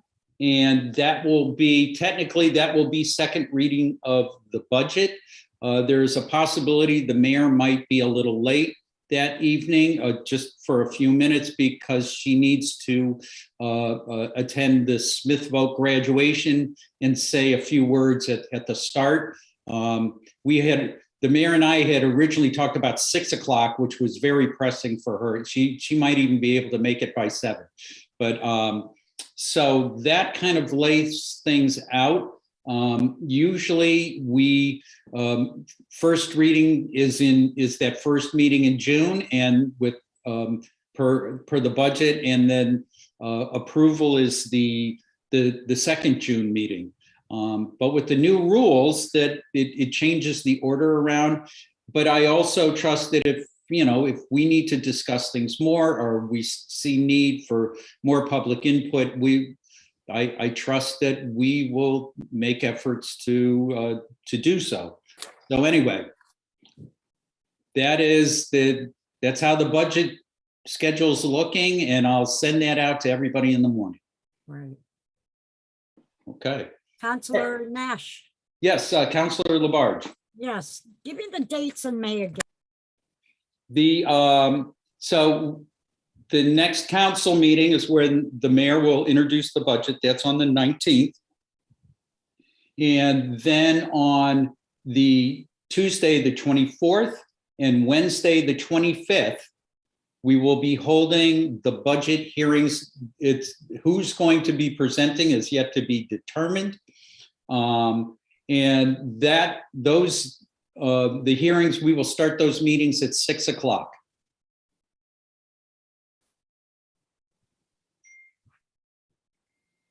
Councilor Jarrett. Will you be scheduling any backup meetings? I know last year we had a meeting on Monday in case things were going very late, at least for the June 2nd meeting. Well, you know what? I actually developed a whole plan with backup meetings, special meetings, and then after reviewing our rules with the council vice president, we realized, well, hold it. We have a limit on public comment, and that would mean that we probably aren't going till 2 or 3 in the morning. The other thing what it says is that we are doing, essentially 2 public hearings here, and that our job is to get the word out and get people to those public hearings to learn about the budget and to share what they have to say as part of the public record, and also to let people know we are available to talk on the phone, read emails, meet people for coffee, all of those great things that we do to work with constituents. So, but there's a lot of unknowns here as to what the mayor is going to bring forward. And I think the next item is going to be on our agenda is going to suggest that the mayor is going to bring something forward. And but there will be other things to be settled that'll become much clearer on the 19th, and that'll let us know, whether we need to spend more time or not. So, and my position always is that letting people have more of a chance to have input and speak and share their thoughts is always a good thing. So,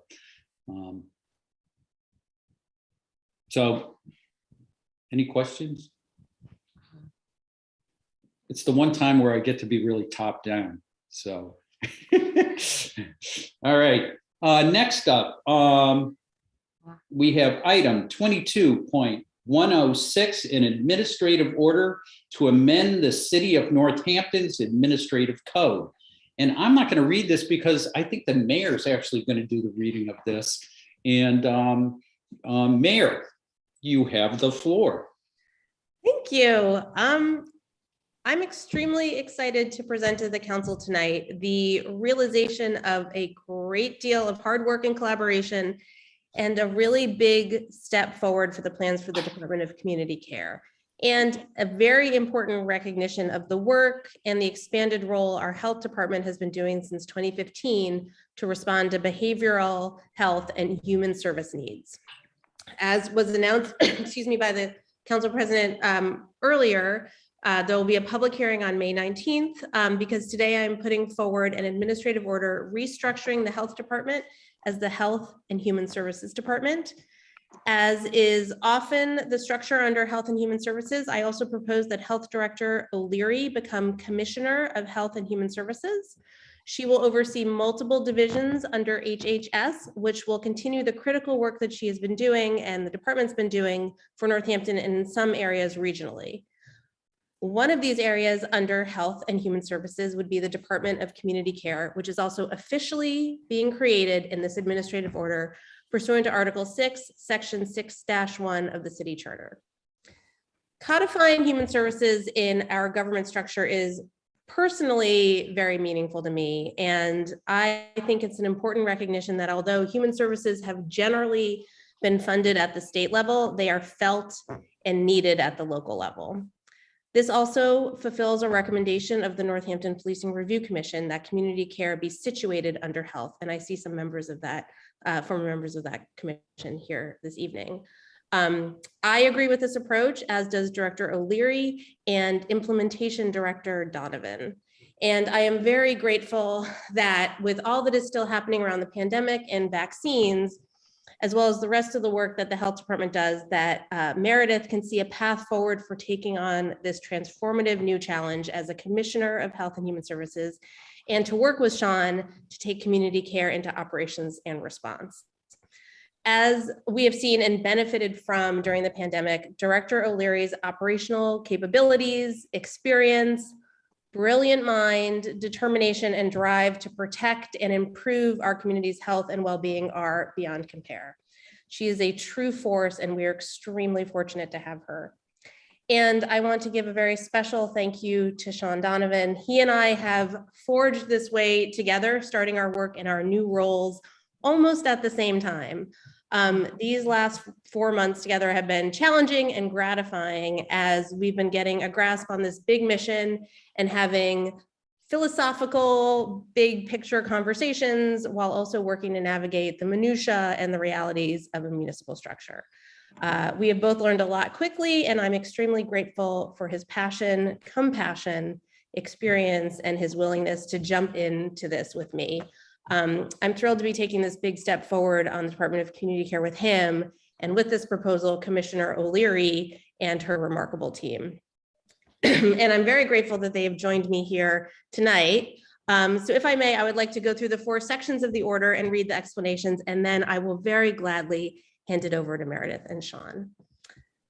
So the first section is the revised title of Health Department to Health and Human Services and Director to Commissioner. So my first proposed revision to the administrative code is under section 3.0 Health and Human Services Division to change the title of Health Department to Health and Human Services Department. For the last decade, the Northampton Health Department has systematically responded to increased demand for a more comprehensive definition and approach to public health. The health department was an early adopter of regional approaches, striving to meet needs impacting people, families, and businesses. The department has built a multi-skilled dynamic staff, securing millions of dollars in grant funding and enabling a more holistic response to the needs of local residents and service providers, adding value to the city's infrastructure, reputation, fiscal assets, and continued funding opportunities. Prior to 2015, the health department had 5 staff, equivalent to 3 full-time employees, who principally provided communicable disease monitoring and surveillance, as well as inspectional services. Director O'Leary and then Mayor Narcoitz recognized how critical a comprehensive approach to behavioral health is to citywide health outcomes, and together they began to enhance the types of services offered and seek resources to expand public health services. In 2015, the city of Northampton recognized the need to respond to the opioid epidemic and started what has become Hampshire Hope and DART. Hampshire Hope is a county-wide conveyor for people who, based on employment, activism, or personal experiences, are dedicated to reducing opioid overdoses and improving conditions for people struggling with opioid use disorders. Since 2018, using federal funding and with the help of many partners, Hampshire Hope has distributed about 4,800 two-dose packages of the overdose reversal drug, naloxone. I practiced this, naloxone. Tell me, Meredith. Oh, she can't unmute. Naloxone. Thank you, naloxone. The Hope Coalition has also supported the efforts of the offices of the Northwestern District Attorney and the Hampshire County Sheriff in getting unneeded prescriptions out of medicine cabinets to prevent misuse. Hope has also helped launch the Northampton Recovery Center through visioning sessions organized by Hope, installed the NALO boxes, essentially first aid boxes containing naloxone and other supplies in municipal buildings, libraries, schools, and businesses, and played a role in community events to raise awareness about overdose addiction and recovery issues. The health department also built the Drug Addiction and Recovery Team, DART, which is a federally funded regional program nationally recognized as a public safety, public health collaboration. DART is a network of first responders, recovery coaches, and harm reduction specialists that provide free support to people with substance use disorder and their families. DART has grown to work with family members and expanded to communities in Hampden and Berkshire counties. Originally piloted in Northampton, DART is now in 45 communities in Western Massachusetts and serves as a model for other county public health departments across the United States. Next, in 2017, the health department sought funding for and developed the Health Information Exchange Database, HIE, providing for the first time the ability to track critical health information. The HIE database is in the process of compiling regional and state data, such as emergency department overdose data, and it will bring on new partners over the course of the database expansion and make certain types of data more rapidly available than previously possible, such as Massachusetts Department of Public Health data. This will allow partners to access information that could help aid decision-making or eventually lead to real-time evaluation of new interventions to assess the impact. Contributing partners include municipalities, healthcare providers, allies with shared initiatives, agencies, and a host of other community sector leaders. The HIE aggregates HIPAA-compliant, secure health data with considerations for data integrity and ethics using encryption and municipal-level firewall systems. All regional partners can have access to region-specific aggregate-level data. The arrival in early 2020 of the COVID-19 pandemic radically altered expectations for local public health responses across the country, and significantly so for the Northampton Health Department, which had already established itself as a regional leader in creating sound health policy for Hampshire County. Leaders from every sector, government, schools, businesses, public safety, and others looked to the Northampton Health Department and Director O'Leary for guidance on the best approach for a consistent and safe response to the health crisis. The health department responded with policies that provided a basis for a sound response across the state and a package of efforts to mitigate the spread of the virus through a response that included regulations, contract tracing, testing, vaccinations, community nursing, a homeless shelter at Northampton High School and later First Churches, and data collection that facilitated accurate disease surveillance. The COVID-19 pandemic has shown the world the critical importance of public health and underscored the need for a transition already underway. That from an inspectional services department to a comprehensive public health and human services department. Additionally, in recognition of this expanded role, I propose changing the title of health director to that of Commissioner of Health and Human Services to better reflect the comprehensive approach to public health required. So that is the first change. The second is creation of the Community Care Department under the Health and Human Services Department. I am very proud that in my first administrative order as mayor, I am bringing forward the creation of the Community Care Department, which codifies the department in our city code. In the FY22 budget book, the implementation budget for the Department of Community Care was situated under the Division of Health and Human Services. This initial placement by former Mayor Narcoitz was a choice informed by the work of the 15-member Northampton Policing Review Commission, appointed jointly by the mayor and city council to conduct a community conversation and public policy review around policing and community safety. In the MPRC's final report entitled Reimagining Safety, issued on March 18th, 2021, one of the primary recommendations was the creation of a municipal department of community care to provide civilian, non-armed responses to mental health, substance use, and other crises. The MPRC recommended that the, quote, department be intentionally independent from the Northampton Police Department, but open to collaboration with all city departments, end quote. And additionally, they, quote, advocated that the department be situated underneath the Board of Health, end quote, because of the recognition of racism as a health crisis, and also to give the department, quote, access to highly trained professionals who have experience with some of the most vulnerable residents of Northampton, while simultaneously serving the majority of the population as well, end quote. This administrative order affirms the choice made in FY22 in the placement of the community care department in our structure for the organization of the general fund budget. Additionally, and substantially, this administrative order fulfills the MPRC recommendation by codifying the community care department and situating it under the proposed Health and Human Services Department as a critical part of the city's human service delivery and response apparatus for a comprehensive public health approach. Now, the last two parts of the order are more housekeeping. So 3 is adjusted numbering of Department of Veteran Services. So this revision just is to adjust for the creation and the insertion of community care department at 3.02. So health and human services is 3.01. Community care would be 3.02. And then that would move veteran services, which was 3.02 down to 3.03. And with no further revision to that department, and it would, it still stands alone. It doesn't fall under health and human, it still falls under the division in the budget book, but is not part of the health and human services department. And then the 4th is just under the Board of Health section. So that is part 2, multi-member appointed organization, section 12, health, Board of Health section of that. That is just to revise the title in that section from Health Department to Health and Human Services to reflect this change. And additionally, in the future, there will be some housekeeping ordinance changes that will come forward to just change Health Department to Health and Human Services, but that is not part of the code. So those would be separate housekeeping ordinance changes that we do sometimes.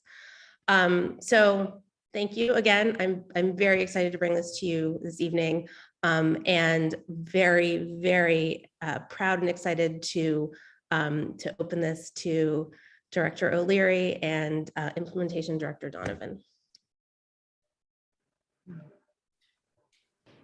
Director O'Leary.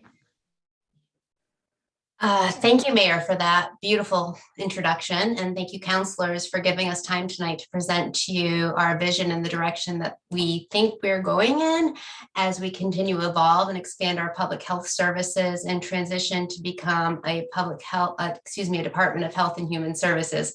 I'm not going to get used to that right away. I would like to invite Sean to share his screen with you. We've put together a short presentation just to kind of give you an overview of where we're at and where we're heading. So if you could do that, Sean, that would be fantastic. Okay, great. Thank you. So before I begin, I want to sincerely express how honored I am to have this privilege to be the steward of the DHHS. I am excited for the opportunities and access that this restructure will provide to the community members of this wonderful city. It's been a long, thrilling journey to get to this point. The scope of our services have already expanded multiple times in response to both existing and new public health needs and threats, including but not limited to the opioid epidemic and to the COVID-19 pandemic. Restructuring will both improve the quality of established public health services and initiatives, as well as increase the breadth of services we can house within the department. The intended result of such a comprehensive department is the improved health, well-being, and safety of the community as a whole. Sean, if you'd go to the next slide, please. As the mayor mentioned, over the last 10 years, when I came to the city of Northampton as the public health director in 2012, we have changed the amount of services, the kind of services, and to whom we service pretty drastically. And I couldn't have done this without mayoral support and leadership and community engagement. So when I came into the health department, we had one small office space in the municipal building with an equivalent of 3 full-time employees, which one of them included myself. The department mission state, as in any local health department, is to promote the welfare of the entire population, so population health, ensure its security and protect it from the spread of infectious disease, environmental hazards, and to ensure the health and well-being of the public through the process of inspection, investigation, education, and enforcement. So to achieve this primary goal, there are 2 primary divisions in any local health department, and one is environmental health and the other is public health nursing. The environmental health division, which is concerned with all aspects of built and natural environment that may affect a public's health.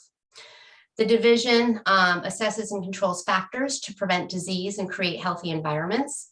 They enforce all local and state delegated public health and environmental regulations, prevention and control of disease, and they protect residents from environmental health hazards to their health. So some of the services that we provide under this division are inspections of body art establishments, housing inspections, septic systems, tanning facilities. We address trash and nuisance complaints, vector and rodent control, food protection program. These are just a small sample of what we do under environmental health. But then in the public health division, what we do there is we promote health in the community by evaluating trends and providing education and health interventions.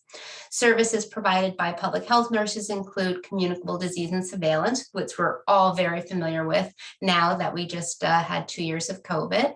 And we provide public health programs, clinics, and educational information designed to prevent and control disease, to continue and to improve the health and quality of the lives of our residents. So we do influenza clinics. We obviously do COVID-19 response efforts, including testing and clinics, TB, foodborne illness, investigations, tick-borne illness, respiratory illness. We monitor arbovirus, which is West Nile virus triple E. We do infectious disease reporting, case management, containment. We have a sharps disposal program. These are just some to name a few.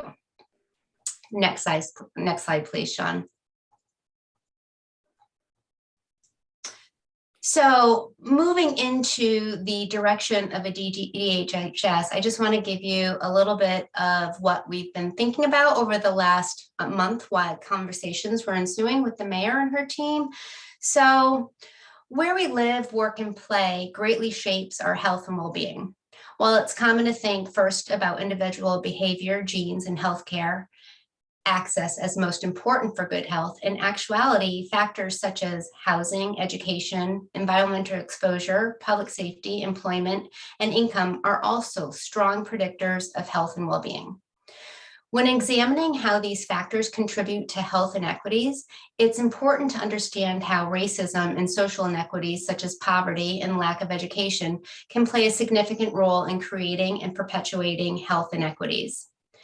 Health promoting resources are distributed unevenly across the nation, state, and even here in Northampton, and can create a significant difference in health outcomes. We must understand and address the many factors shaping our individual and collective health and provide all residents with fair access to conditions that promote the best possible health. Therefore, the mission statement of the DHHS is the Northampton Department of Health and Human Service is to protect, preserve, and promote health and well-being of all Northampton residents, particularly the most vulnerable. We achieve our mission by providing and supporting accessible, high-quality, community-based healthcare and social services, community engagement and advocacy, development of health-promoting policies and regulations, disease and injury prevention, emergency services, culturally competent health promotion, and health education services. Well, we've had a few weeks to think about the framework of of DHHS, we've developed guiding principles and values of the DHHS that we intend on weaving into the fabric of all of our work. Guiding principles are a set of moral values that establish a framework for expected behavior and decision-making. And as you can see, I've listed a few. We're going to use the best available scientific evidence and data. Data is super important to inform the DHHS work. We're going to promote the fair, equitable treatment of all people, ensure internal policies, procedures, and practices are fair and equitable, continually strive to improve public policies, systems, environments that influence social conditions, foster mutual respect, transparency, and accountability with colleagues, residents, coalitions, people we serve, and other partners, strengthen community capacity and uplift community voices, provide culturally and linguistically appropriate services to people from all backgrounds, ensure effective communication and coordination with other city agencies, community-based organizations, residents, and other partners. Values, we have identified 4 basic values: equity, trust, service, and partnership that will be the constitution of our department. Equity refers to fair policies, decisions, and actions by the Northampton Department of Health and Human Services when impacting the lives of people. Equity is a value of fairness that guides the way the DHHS works with customers, staff, and community to promote the health, safety, and well-being and self-sufficiency. Our equity principles address 5 major areas, the first being dignity. We believe that all individuals should be treated with dignity and respect. The second is elimination of disparities. We believe in preventing and eliminating social and health disparities to achieve optimal health and well-being. Access. We believe ensuring access to effective and high-quality services that meet people's needs when they need them, delivered by a professional workforce which is competent to provide those services in a caring and respectful manner. The next is distribution of resources. We believe that the resources of the department should be distributed in a manner that maximizes the health, safety, well-being, and self-sufficiency of the community as a whole. And then last, community engagement and participation. We believe that our diverse community should be meaningfully engaged in providing input and feedback on policies, practices, and services. So the second value that I'm going to talk about is trust, and this is super important. Trust as a value is the confidence or reliance one has on the integrity, strength, and ability in a product, service, or person. Trust includes the following behaviors: communicate consistently, honestly, and openly, treat others as we'd like to be treated, and demonstrate behavior that is consistent with what has been communicated, and demonstrate integrity in all aspects of work. The next is service. Service is the action of doing work or providing assistance to someone. And then lastly, partnership. Partnership is taking a position that requires intentionally taking actions to be in the state of being a partner or partners. So provide service that builds on strength of our customers in the community, create seamless system of care within the department with public partners and private partners, and we will be responsive to the changing needs of our communities for improved outcomes, enhanced client experience, and efficient use of resources. Next slide, please, Sean.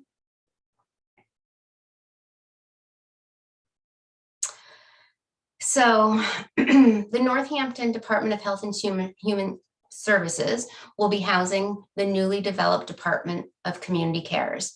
Under the Northampton DHHS, the DCC will benefit in sharing the DHHS's leadership, governance, established resources, experience in safety and developing a co-responder model for people with substance use disorder, and have access to the DHHS HIPAA compliant health information exchange database, which the mayor explained in her opening statement.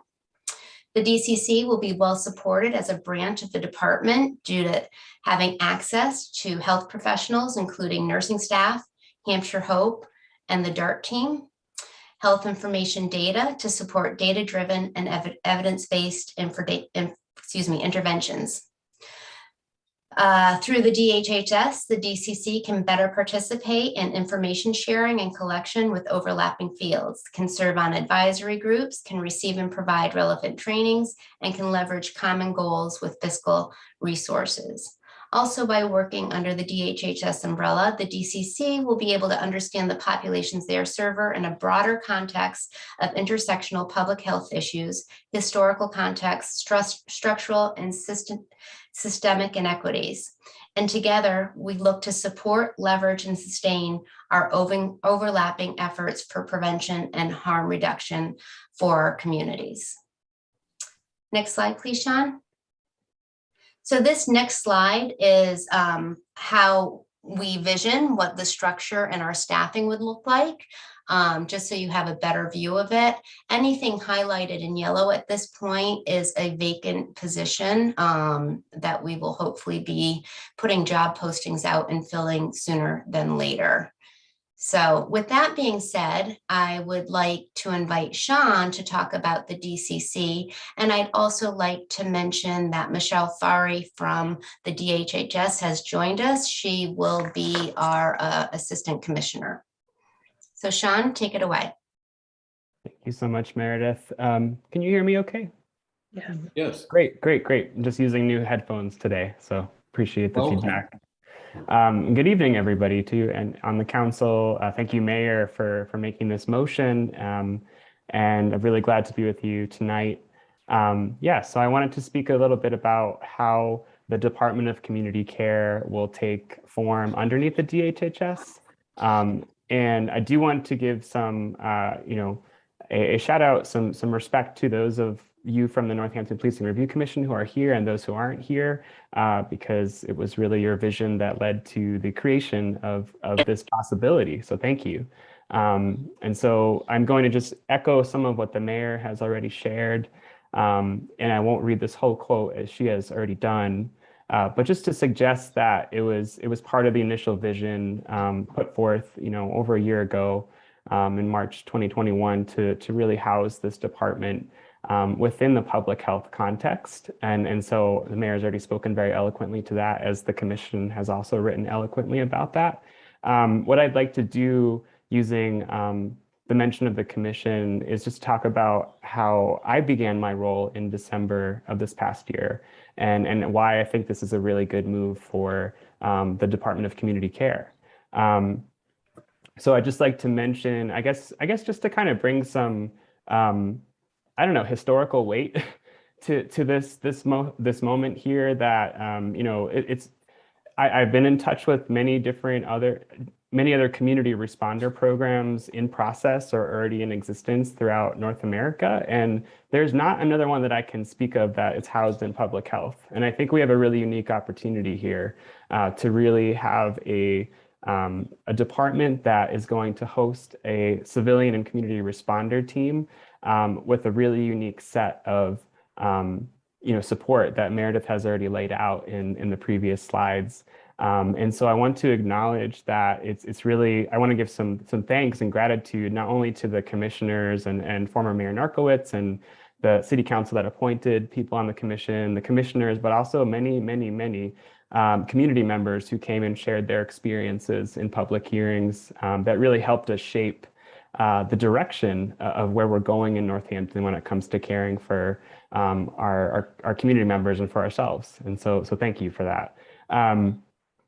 As I've started my role in mid-December, I've been speaking to a lot of stakeholders, and I mean that widely defined, people that I'm meeting who are guest and drop-in centers, all the way up to city leadership, such as the police chief and fire chief and head of dispatch. I've had some pretty amazing conversations with a whole range of people in our city. And so as we move forward into this next fiscal year, I'm really anticipating us making some great strides and very, very grateful to be part of this new DHHS formation. And so I'd just like to move us to some other pieces. Being able to work alongside Michelle Ferry and Director O'Leary, and soon to be Commissioner O'Leary, has been wonderful in the last month to really figure out how we can collaborate. And coming out of that and coming out of the visions that many citizens or community members had brought through the commission and many people who are working tirelessly to provide space for this new department, we've we've drafted this mission statement, which I'd like to read for you just in full from the slide here. So, and I'll give some context for what I'm reading after I finish it. So, the City of Northampton's Department of Community Care addresses racial and social inequities by building equitable, non-police, non-clinical responses for all, while centering its most vulnerable community members in their struggles with emotional distress, substance use, houselessness, meeting basic needs, navigating conflicts, and other related challenges. We carry out this mission in employment, prevention, and crisis response practices through hiring community responders with relevant lived experience, offering public education opportunities for a wider community, outreach and dispatch integrated civilian first responder resources, dispute mediation, and a wide array of peer-to-peer support and harm reduction practices. That's a lot of words on a slide, but I feel like they all stand out as important to me. I do want to suggest that it's amazing to have the DCC housed within the greater DHHS and the work that Meredith and Michelle and other members of Hampshire Hope and DART have kind of paved a path to, and we're going to take some of that, I don't want to say further, but in a slightly different direction. So when we talk about a responder team, we are looking to build up a team of community responders that are from our community, that have experiences that will put them in a peer-to-peer relationship with people who they're supporting, and will be an independent first responder team within our greater city. That's something we're building capacity to in this next year.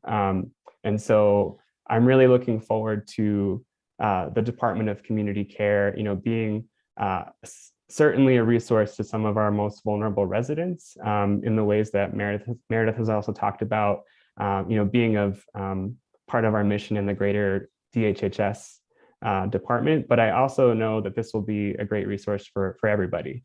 And so when we talk about these pieces, I'm thinking about the conversations I've had with people in encampments who are houseless, people who own and work in downtown businesses. I'm thinking of people that staff drop-in centers. I'm thinking of people in my own neighborhood in Ward 3 who, whether they're homeowners or renters, run into some of these similar struggles, and they don't always know where to turn for the relevant response. And so these are some things that I'm thinking of. I also know, had the privilege of talking to the Community Resources Committee through City Council back in, I believe, late March. So I had a chance to talk in greater length about some of the things I'm, learning from our dispatch, facility in Northampton, and things about our dispatch data that have really helped the police chief and I and Kelly Schutze from dispatch really start to imagine, like, where do we overlap? Where can be some responses to the community related to emotional distress when people are thinking about suicide and feeling really in need of support. Where could we find a place in the first responder rhythm, as well as supporting people that are houseless in various ways? And one thing that's emerged from our conversations, not just with people in leadership, but people just on the street, people in my neighborhood, is the way that sometimes neighborly conflicts sometimes emerge in ways that we don't really need a police response to that. And so how can we support our community, with some of these practices, being of use? So, yeah, thanks for coming along with us this evening. We have some, I think, great things to share with you. I know we are getting to the end of our fiscal year 22. I don't think that's a secret.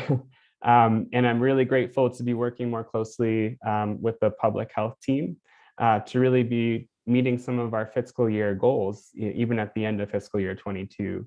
So I just want to name some of the things that I have on this slide and elaborate a bit on them. So we benefit from the fact that while we are doing something innovative in Northampton, I really do think so, we have other communities that we can learn from in part, and in some pieces of whole. So at the moment, I'm talking to some communities on the West Coast who might be able to host us to do some site visits. One of those include Olympia, Washington, and some of their programs that I think we could benefit from. So we are looking to visit some places to gain some of their own wisdom to bring back here. We are also in the process of identifying a training curriculum for our community responders that will hopefully begin in the fall of 2022. I'm going to expand on that in the future slides, so I'm just going to name it for now. We are also creating job descriptions for the Department of Community Care that we've already started a process of actually, drafting. And I want to use this this bullet point to also acknowledge that the three of us have been in touch with Amherst program, the CREST program, the CREST team, which is also on its way to actually hiring their community responders for their particular model in Amherst. And so it's been really helpful to start learning about where we have connections, where we can collaborate, where we have differences. But it was great to meet with their director, Earl Miller, in the past 6 weeks or so, a few times. We're also looking to vision some future co-location related to the Resilience Hub, though the DCC and the Resilience Hub are different projects. I think there's a lot that we have overlapping visions around, and one of those pieces includes a health center with low barrier medical care. And so we're trying to make sure if we can benefit each other by having proximate space, that we can do that. And so I think there's a lot of reasons why that makes a lot of sense for us. And we're looking in the next couple months to really clarify some of our program goals and objectives for fiscal year 23. So I'm going to expand on that.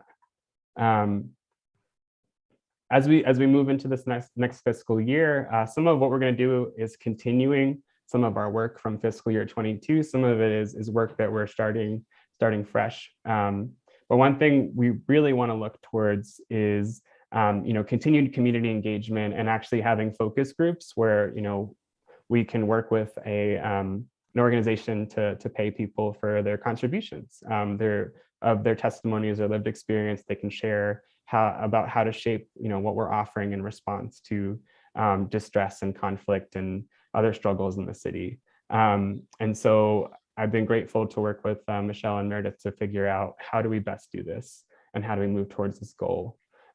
We also are looking to conduct some reviews of agencies and organizational resources, just getting a better understanding of what are our assets. And as someone who's been an advocate in the community for many years, I know it's not just important to know what resources are out there, but like, who do you call? And like what is useful during one time of day versus another, and just having not just the resources available, but how are we establishing relationships so people have a clear channel to reaching out, and we can support people that need resources to get to those places, to know the people that they're going to be received by, for instance. We are also making sure as we do this work to focus our outreach when we hire more community responders than just myself in this role as implementation director, to really focus on communities impacted already by emergency services, and people who are in drop-in spaces, folks who live in encampments, and also attending to the needs of businesses, but particularly downtown businesses, and mediating between these parts of the community when and where are needed. So I've already been having some conversations, beyond our city with folks from the Downtown Northampton Association, and actually, with folks that are houseless about where there's conflict and where we might, start to develop some other ways of addressing this and helping to mediate this. And we're going to, explore more deeply what that can look like over time. So I don't want to get into too much detail.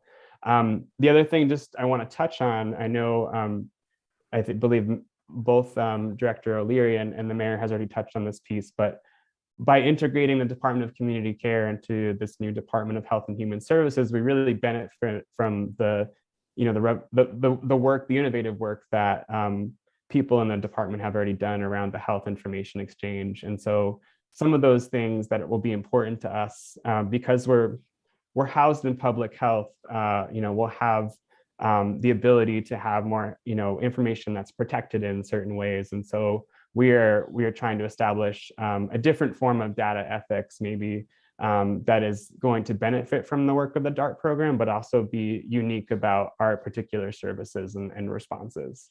And the last two things down here are about, as we move through the fiscal year 23, into becoming part of the first responder cycle, we're going to have the help of consultants to work with this, and certainly collaborating with our public safety leadership to figure out clear dispatch decision tools and protocols. So basically, I think a lot of you on council, you visited dispatch, I believe, at some point, if I'm not mistaken. So yeah, so you might have had similar experiences that I've had to visiting dispatch, where those folks, they do a lot from that small little room, trying to decide like where to channel calls and who to dispatch when people are calling this dispatch center that we have in Northampton on Carlin Drive, within a pretty quick time frame. And so what we're going to try to do is make sure that when we have our new team,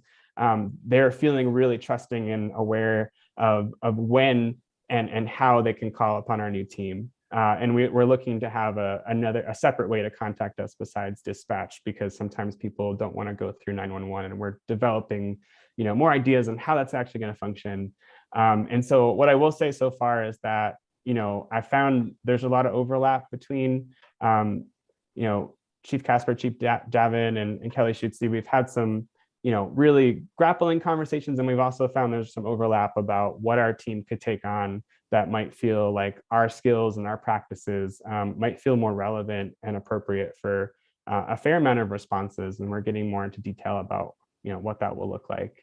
And so we're looking to launch our version of the community responder team in spring 2023. And right now, the name that we're working with now is Community Responses for Establishing Safety Together, something that defines what their focus is in public safety, and kind of in this intersection of public safety and public health, where we're really trying to partner with people to figure out what people need.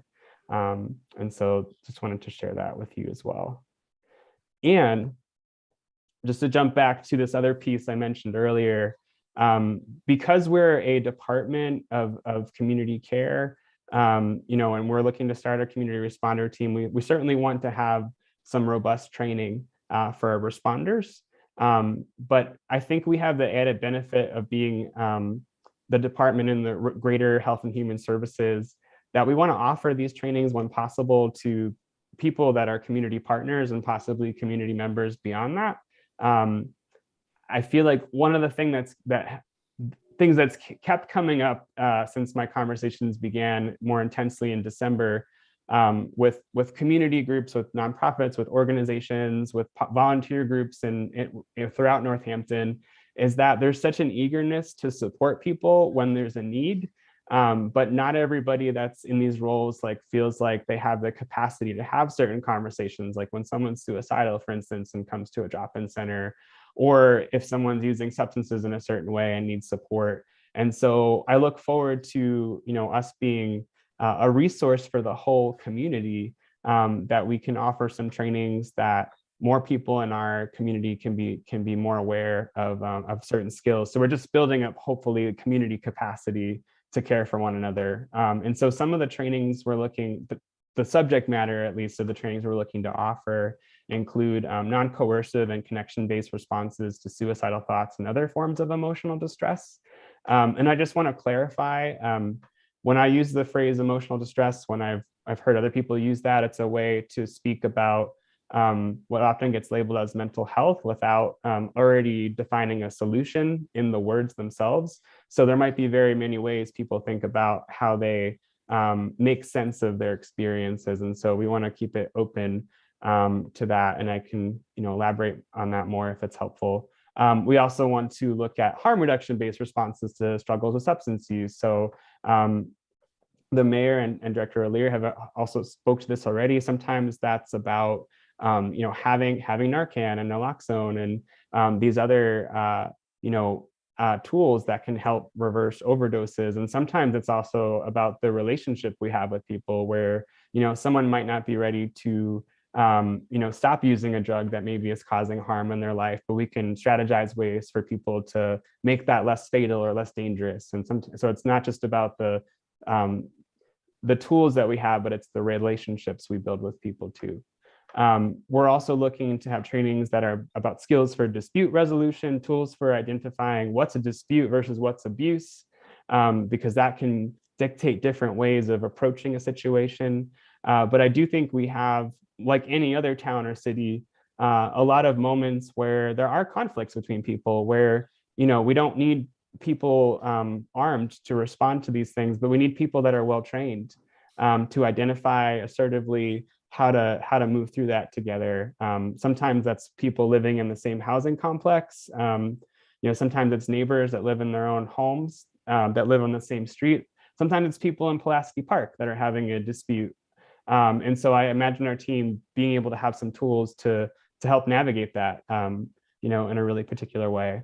When it comes to all these trainings, we're looking to develop awareness of racial, disability, and social equity through all these practices. And we're starting to identify trainings that, though that might not be their main focus, they have that woven through it. We're also looking for trainings that are going to take those things into particular focus.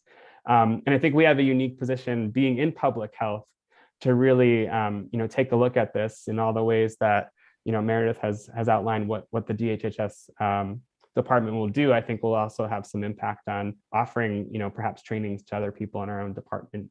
And we're also going to do, among other things, opportunities for resource mapping, for skill and experience sharing, and this thing about intercept zero of the sequential intercept model, which often, people map out when it comes to intersections with law enforcement, but intercept zero is like before people even come into contact with law enforcement. Like, how can we figure out, what people are struggling with, that we can identify almost as a preventative way from even getting in touch with law enforcement. And so that's something we're looking to explore as well. And so there's a lot. I feel like I could talk to you for hours, but I won't because I know it's quite late. I wanted to just say thank you so much for taking the time to listen to Director O'Leary and myself. And I'm really grateful that we're working together as a team to really bring some new and I think really innovative supports to our community. And I just want to leave it there with some of our contact info. And I'm not sure if our structure leaves space for comments or questions, but I certainly want to invite that if that's wanted. Thank you. Thank you, Sean.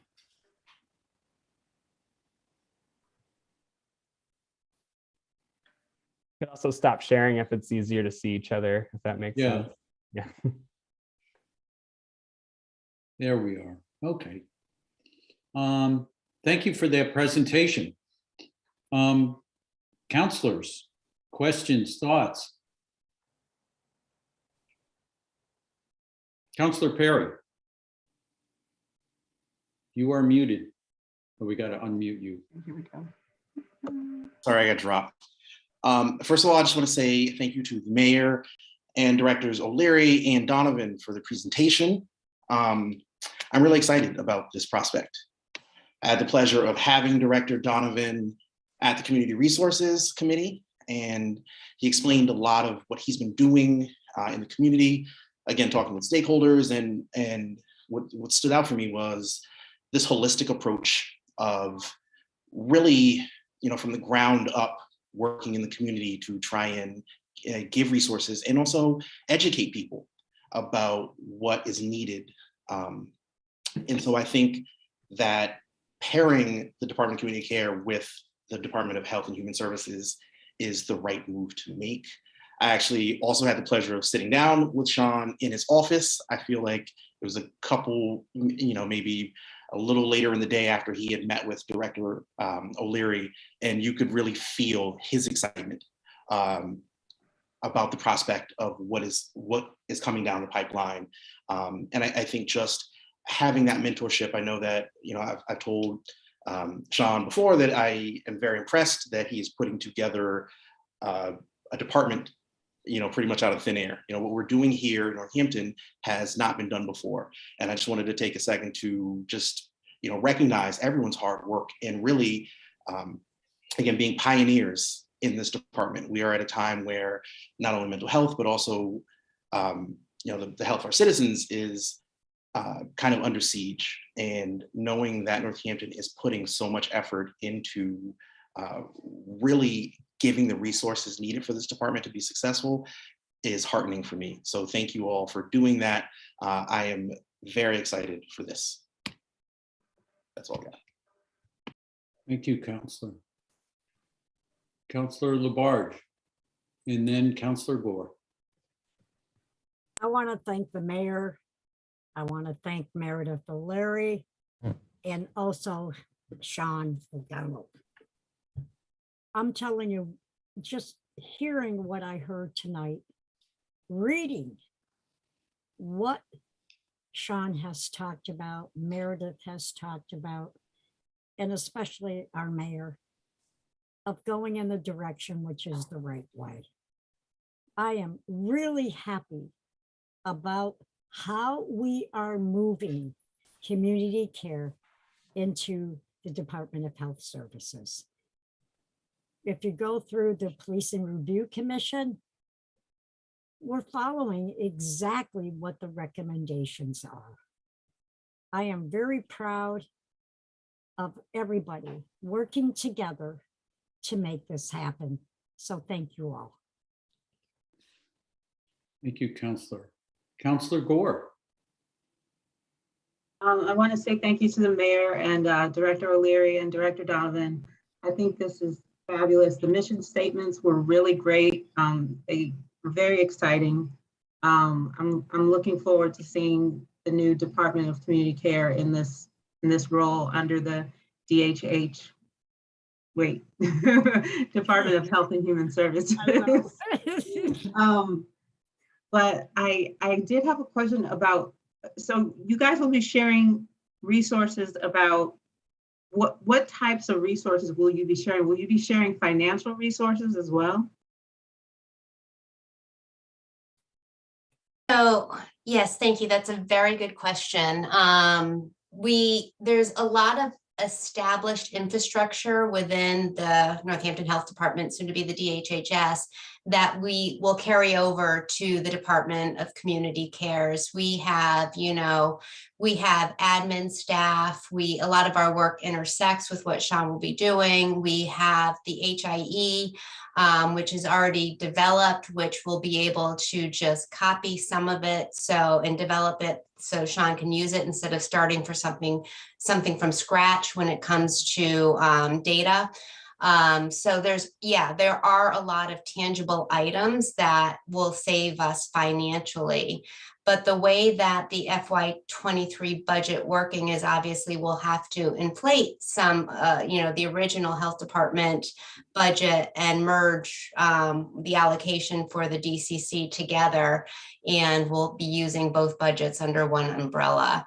But there is a cost savings, and in the future, it'll even yield more cost savings because we'll be eligible for a lot more funding, going under the DHHS model, we can go after DMH funding also. So I think it poises us in a really good position to get grant funds to even build further once we have our footings and the infrastructure in this new model. So yes, to answer your question, yes. more to come. And I think Mayor could probably add to that. Actually, one thing I was going to add that occurred to me since we brought the earmark was brought up earlier tonight. I just want to remind the council that actually you all voted to use some of that earmark for a vehicle in the capital improvement plan. So you have already allocated some of that. So as when you were asking about what it's been spent on. So I just wanted to remind you all of that. But yes, I agree with what Director O'Leary said.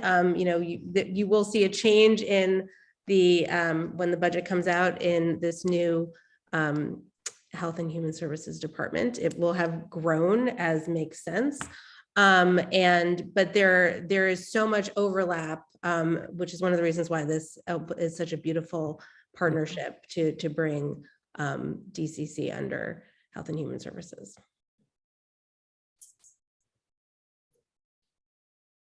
Counselor Moulton, then Counselor Maori. Thank you. I echo my colleagues' thanks to the mayor and Director O'Leary, Director Donovan for their very impressive presentation tonight. But what's behind it is extraordinary, I believe. And someone said this is a historic moment. I agree with that. I think that words really matter. And just to reflect on a few of the words that have been used during tonight's conversation. First of all, the title, Health and Human Services, to me elevates this mission to recognize that we're at a time where physical health, social and mental, emotional health is critical for our community. And I think that some of the underlying themes of equity and serving the most vulnerable in our community are also very, very important as guiding principles. And I also feel that locating the Department of Community Care in the Health and Human Services takes advantage, as has been said, of existing resources and really sets up the Department of Community Care to succeed and be a partner that will help take Health and Human Services in different and far-reaching directions. So I'm extremely supportive of this and applaud everyone who has been involved. Thank you. Counselor Maori. Yeah, as a public health nerd, I was just thrilled to see this. It was when I entered the field in the 90s, I mean, it's just expanded so much. It's kind of had to. And this is, I mean, what public health is about these intersections of all sorts of things, of equity and mental health and municipal services. I just think it's such a, I think it's going to be a milestone and a legacy in your time as mayor. And I think you're really bringing us to a great place. And when I think about our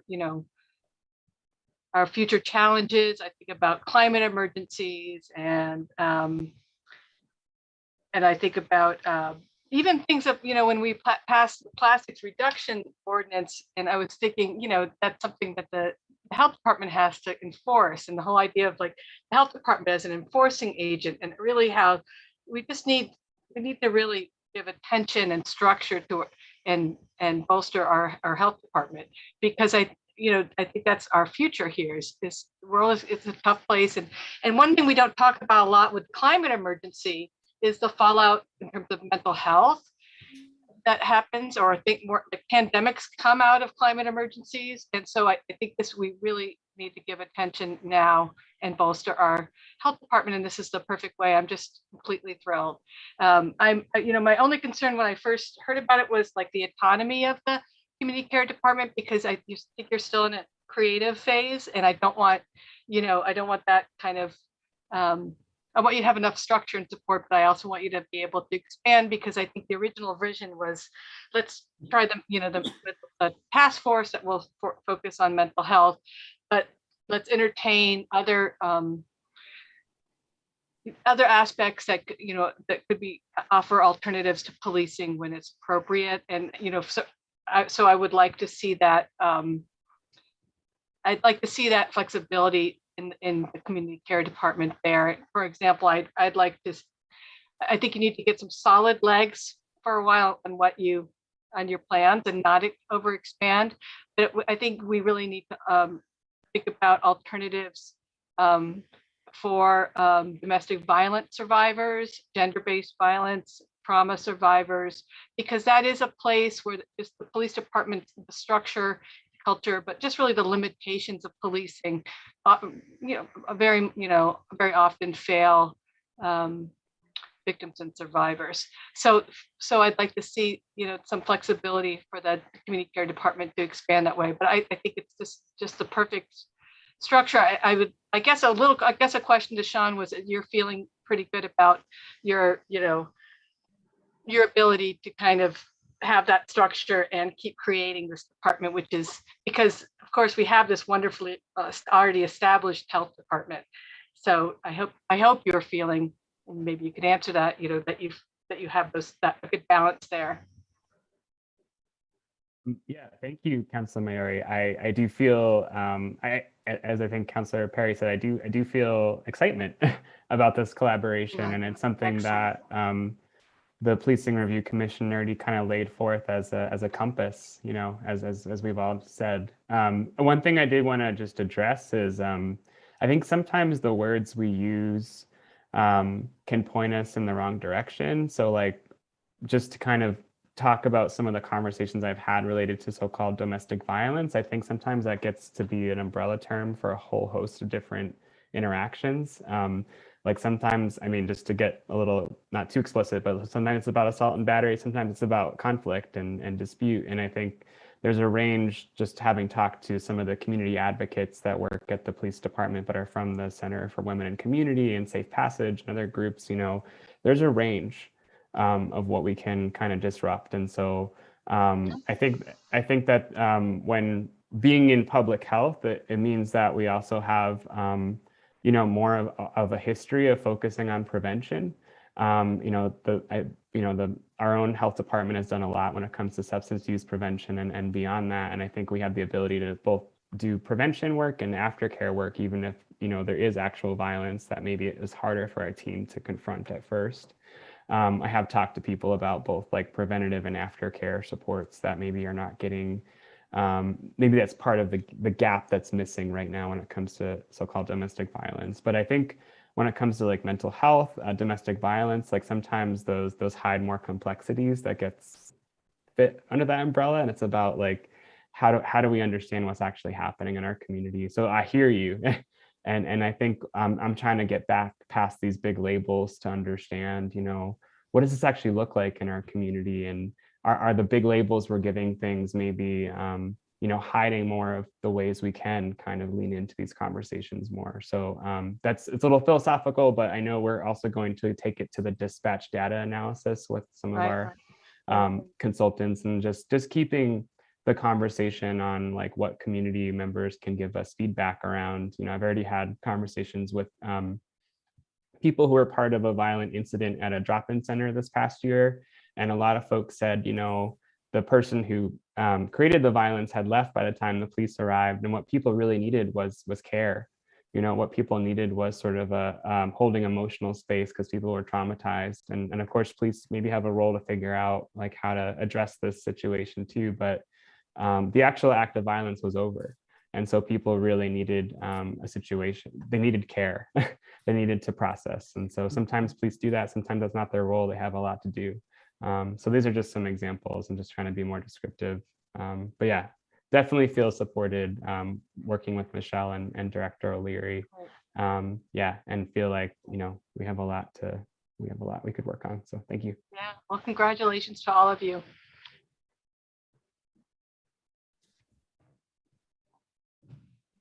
Councillor Elkins. Yeah, hello.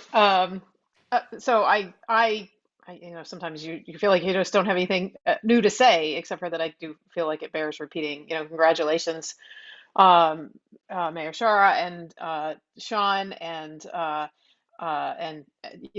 to Meredith, everybody. It's just fantastic work to pull this all together. I very much believe that public safety is public health. They are one and the same. They must be integrated in every way. So I'm very excited to see this. I think that pulling the Department of Community Care into the Health Department is absolutely the way to go. I have been interested to see how we were going to access. I know, and I know from my work, and I know from my involvement in police reform work and all kinds of things that are going on across the country, that there's just so much imagination and creativity around imaginative ideas like this, and people are ready to fund these things, and people are ready to support cities and municipalities and jurisdictions that are working to do these things. So I'm so excited to see us putting this into place, and I think that putting it under the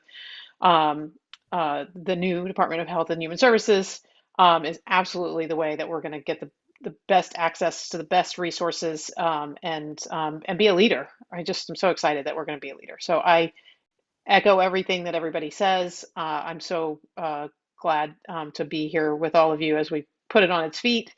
And I look forward to seeing, where we go next. So congratulations to all of you. It's great work. Counselor Jarrett. Thanks. Thanks to all of you for really working to hold the principles of the Policing Review Commission's report in crafting this. You've really outlined this ambitious vision. It's very exciting. And I'm also looking forward to hearing from the public at our next meeting during the public hearing.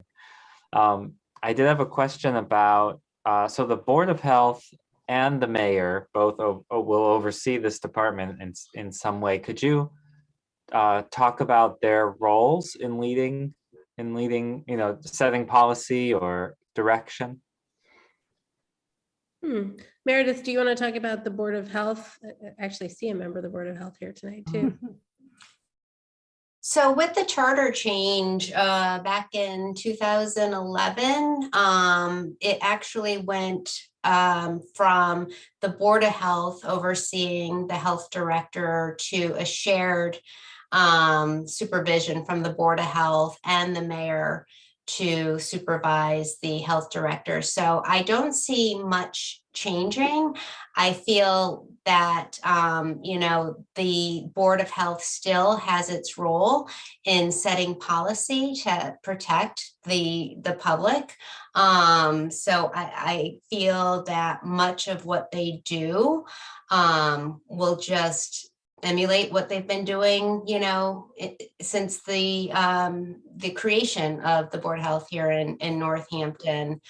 What I'm super excited about is that I have such a diverse, unique Board of Health that has, backgrounds and disciplines and expertise in different fields, and what they can bring to the table to help me vision where this is going. I'm super excited for that. I had actually planned on telling them about this rollout at what was supposed to be our meeting tonight, which wasn't. So I think they're all kind of hearing this for the first time in detail. So hi, Cynthia. She's our Board of Health member. But yeah, I'm excited for the value that they're going to have to help me with vision through all of this, because they have been just an amazing group of people to work with and for, pre-COVID and during COVID. So I hope that answers your question, Counselor Jarrett. Yeah, I think so. The Board of Health sets policy and helps with vision, and the mayor helps to enact that and figure out the day-to-day. And so I think that helps. Thank you.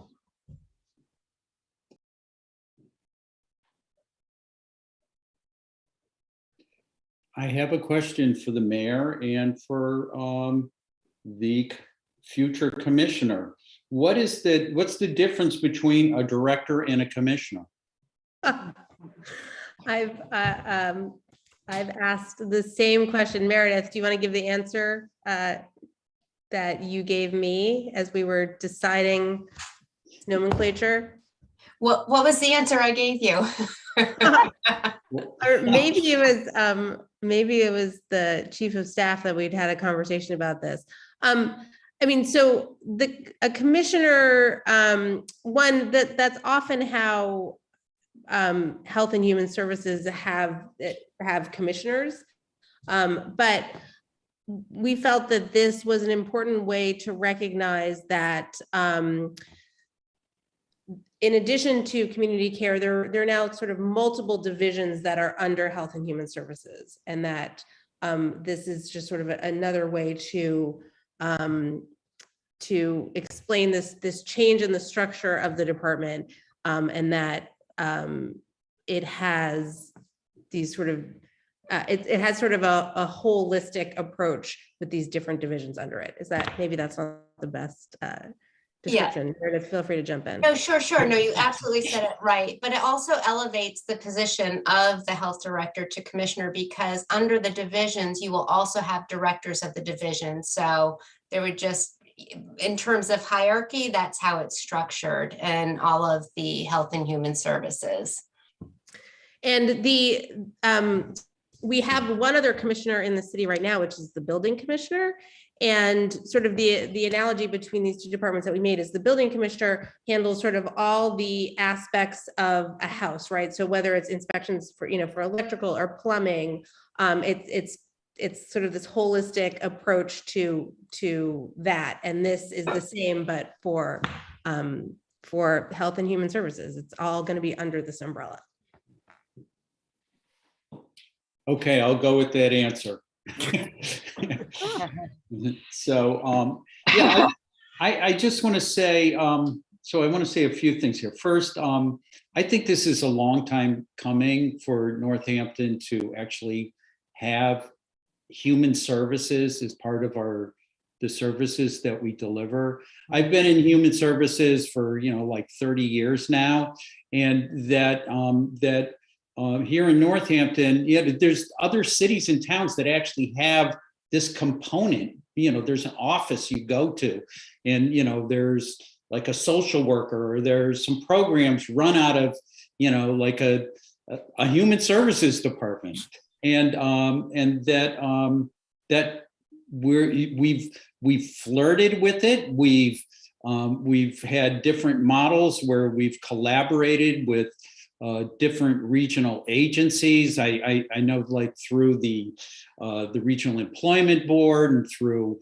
the Collaborative, and through there's been all of these different efforts, but it's never actually completely sat with Northampton. And I think that's one of the critical pieces here, is that that Northampton is saying that we're going to be the center of this discussion, this group that goes on. You're going to come into our space, and whether it has to do with the DCC or the Resilience Hub, and that you're here working with us, but we're kind of more in the role of calling the shots and not asking people. Yeah, we're still partnering with people for them to show up, but we're much more in the center of making things happen. And I think this is a really good, it's a critical step for us to be making right now.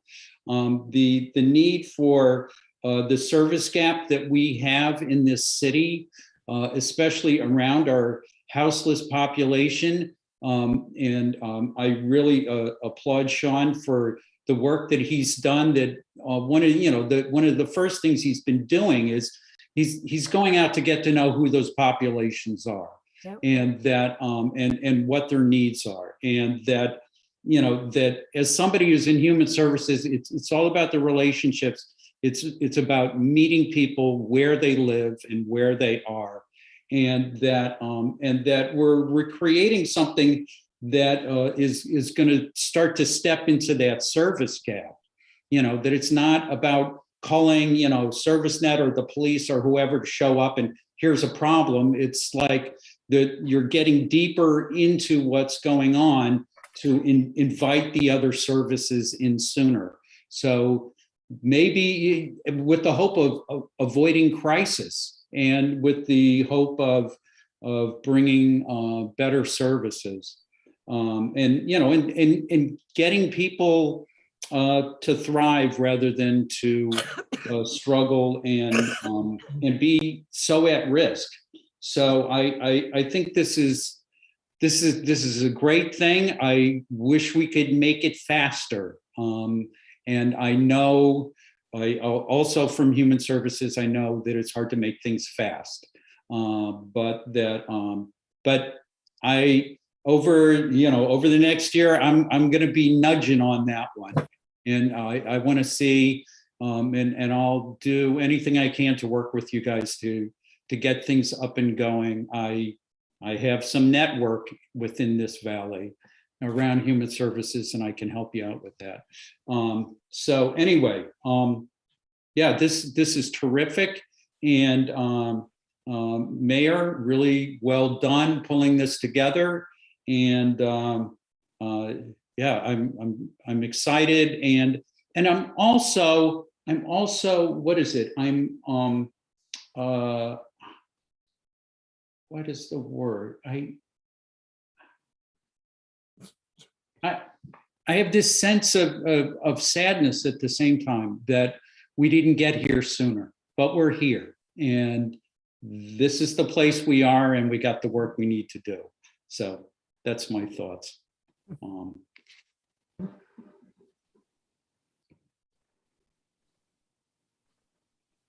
right, what do we do with this?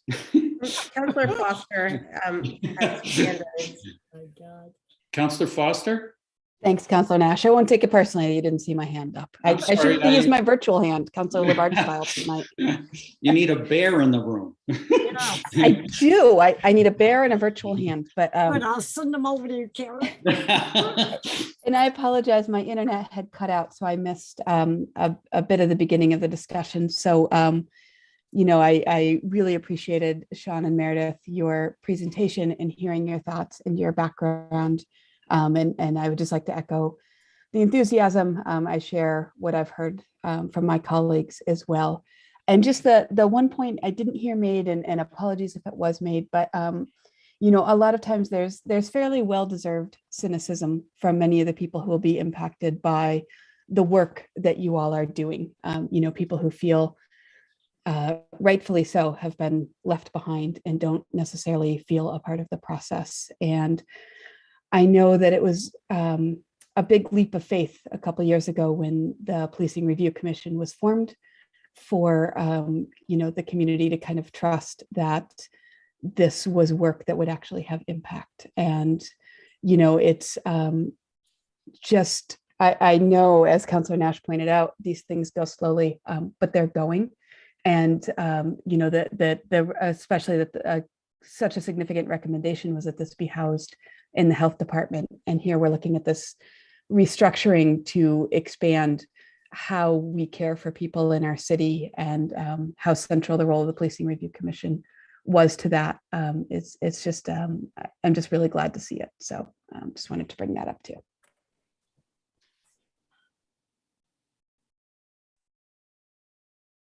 Thank you, Councilor.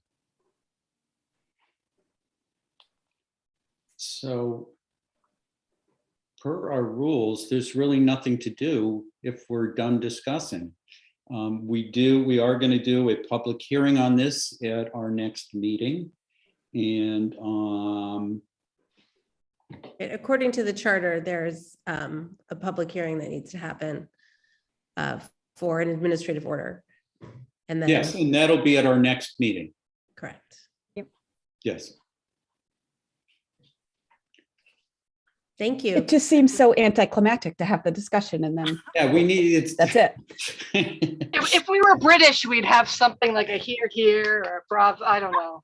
I was about to say, maybe we could get Counselor Nash a gavel and he can, do an end of discussion, end of agenda Yeah. item. Or some transition music. That's even better. Sounds That's much better. Counselors, we could all do a here, and then move on to the next item. Could we get a quick break? Could we get a 5 minutes? Okay, so I think that closes. Councillor Nash, may I Oh. just say one more thing? I'm sorry. I'd Go ahead. just like to say one more thing, Councillor Nash. Thank you. So first of all, I want to say thank you for all the support and kind words to all the councillors and mayors. Like, having your support behind us really huge gratitude. I can't say how much that means to our team hearing this tonight. But I'd also be remiss right now if I just didn't take the opportunity, because the timing is just so perfect, as May is Mental Health Awareness Month, which is a national movement to increase awareness, to end stigma, and support those with mental illness. Early screening, public education, advocacy, and appropriate accessible services are essential for the fight against stigma. So I just wanted to give a shout out. I know you guys have done proclamations in the past for this, but I again would be remiss if we didn't tie this up, end up with just a shout out to May being Mental Health Awareness Month. Very, very much like a commissioner there. Thank you.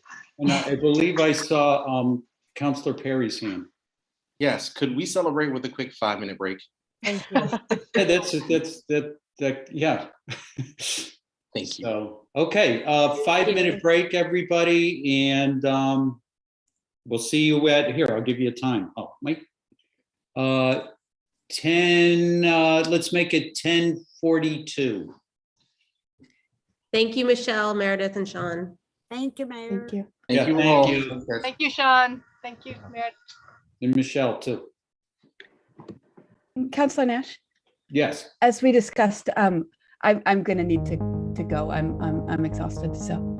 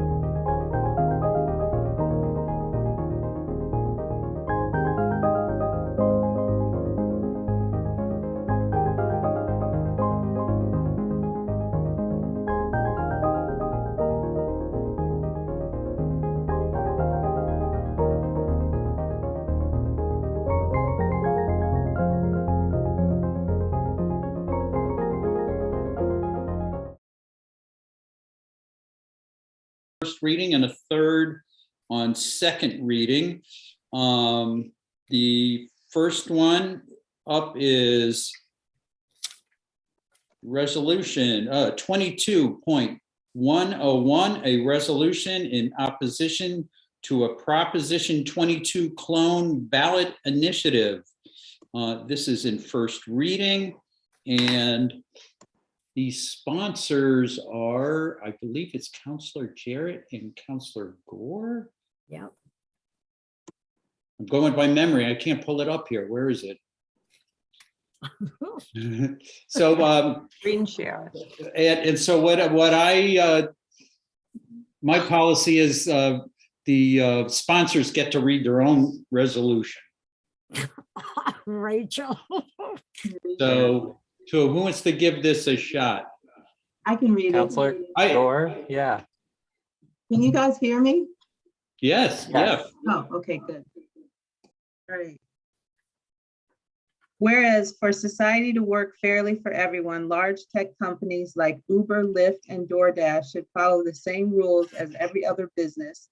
And whereas Uber and several of these giant tech companies do not pay into Social Security, do not pay important business taxes, and do not pay their workers fairly or consistently by the same rules that apply to all businesses in Massachusetts. And whereas Attorney General Healy is currently suing Uber and Lyft for failing to follow our law. In an attempt to escape these violations, the companies have filed House Bill 1234 and a 2022 state ballot referendum question asking Massachusetts legislators and voters to grant them special exemptions from our labor, civil rights, and consumer protection laws. And whereas the big tech sponsored bill exempts these gig economy companies from paying into Social Security and unemployment, which would cost Massachusetts taxpayers hundreds of millions of dollars, and weakening these programs for everyone, and also attempts to shield these companies from liability and financial responsibility if customers or members of the public are injured. And whereas the bill, if passed, would create a permanent underclass of low-wage, mostly Black, brown, and immigrant workers by allowing these companies to pay their workers less than minimum wage and provide few, if any, benefits. And whereas at a moment of racial reckoning in our country, the bill would exclude faith-based workers from the robust protections against racial discrimination and sexual harassment under the Massachusetts Civil Rights Act, MGLC 1518. And according to many leading voices, passing this bill would be among the biggest steps backwards in the fight for equity and opportunity at work since the passage of the 1964 Civil Rights Act. And whereas last year in California, the same companies pushing House Bill 1234 spent more than $200 million to win a ballot initiative campaign. And now these companies believe they can buy a law to avoid paying into Social Security, avoid paying taxes, and harm workers and consumers. And whereas big tech executives seek to present a false choice, suggesting that if low-wage workers are given any control over their schedules, they must sacrifice the rights and benefits our laws provide. Yet there is nothing that prevents these companies from offering flexible scheduling while also following our civil rights and labor laws today. Now, therefore, it be resolved that the City Council of Northampton joins many workers, community, faith, environmental justice, racial justice, labor, civil rights, and consumer advocates to urge the Massachusetts legislature and the residents of Northampton to oppose House Bill 1234 and the proposed 2022 state ballot initiative. And be it further resolved that the administrative assistant to the City Council shall send a copy of this resolution to Representative Lindsay Sabadosa and Senator Joe Comerford, Attorney General Maura Healey, and West Mass Labor Federation, and Massachusetts is not for sale. Thank you. Would the sponsors like to speak to their resolution? Yes, I will speak to it first.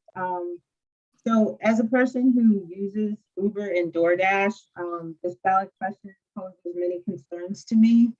The ballot question proposed by Big Tech attempts to shield the companies from responsibility for any injury or harm to riders. So if there's an accident or you're assaulted or harassed when you're having Uber or Lyft ride, they can take no responsibility. You'll have to sue the individual driver and not Uber or Lyft.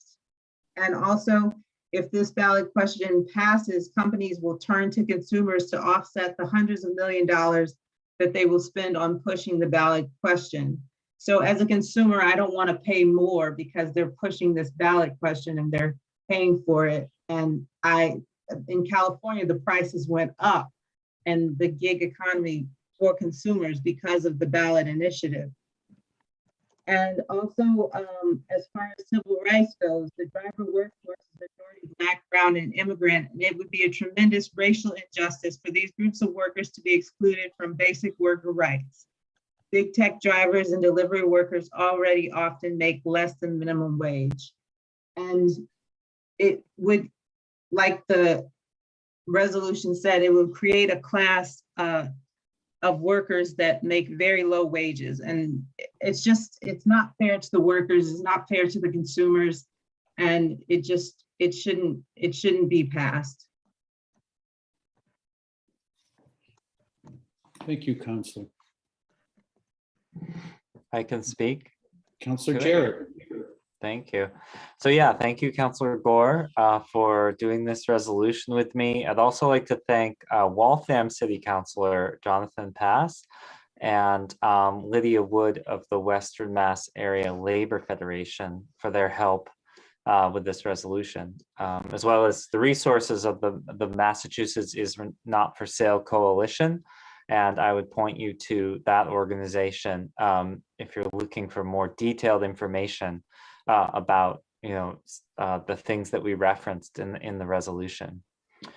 So for more than a century, workers, well, for longer than that, but workers have been fighting for better protections at their jobs. And Massachusetts has strong workers' comp, unemployment insurance, paid sick time, paid family medical leave requirements, along with options to make sure that everyone can afford health insurance. And so if this bill or ballot measure passes, these protections will be eroded. And who's going to pay either the individual workers, or if they're unable, the state, in the form of subsidies to premiums and other social service lifelines. So, the big tech companies essentially want us to pay instead of them. And many have argued that the business model that these companies are putting forward is actually unsustainable, and it's been propped up by venture capital, driving other businesses such as taxis out of business and relying on the exploitation of workers. So there's a recent study by the University of California at Berkeley, and that they assert that California's ballot initiative reduced the guaranteed hourly wage from $15.60 to $5.64. So the initiative is misleading, and by pouring millions of dollars into targeting campaigns to affect the election, which will far outspend any grassroots groups, they may prevail. And so I'm asking us to take a stand here, along with many other municipalities and organizations and businesses, to make sure that people understand the issue and that they can cast an informed vote. Thank you, Counselor.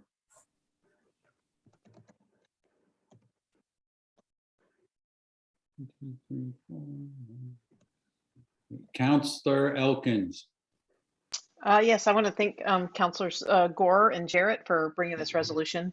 I think this resolution and speaking with a unified voice, which I hope, it's my expectation that this will pass this council, and I certainly am going to support this resolution when we come back to vote on it. But I think this is incredibly important to stand with other organizations and municipalities who are saying with a unified voice that we stand in support of labor and of workers, and that that the things that folks who oppose this and who are are the what Uber is trying to, and the gig big tech companies are trying to achieve here is simply an unfair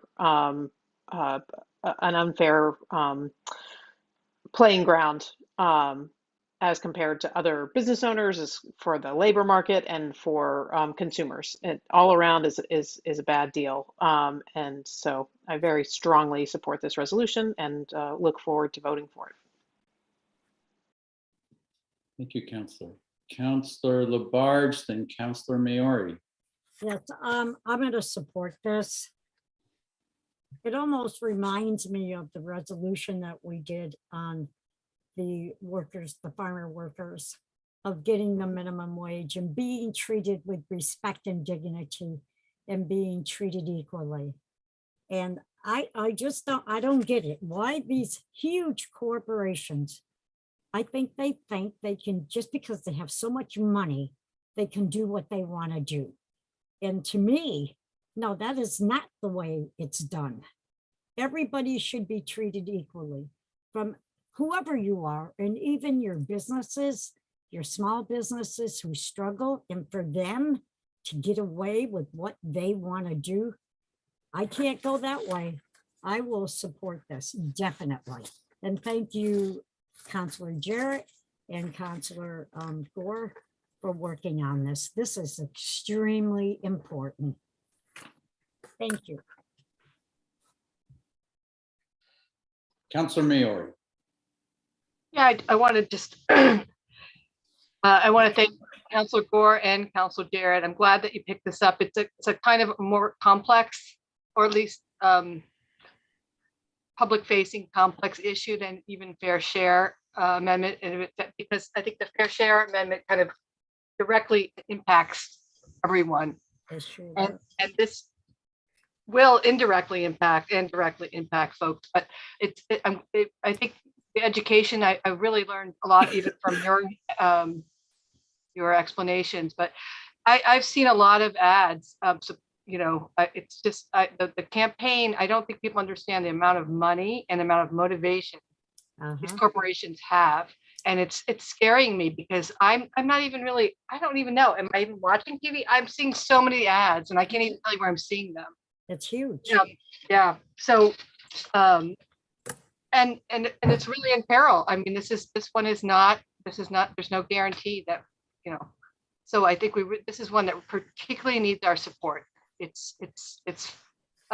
we have to look at the bigger vision of what precedent we're setting and what we're saying about labor. So I appreciate that you brought this forward. Thank you.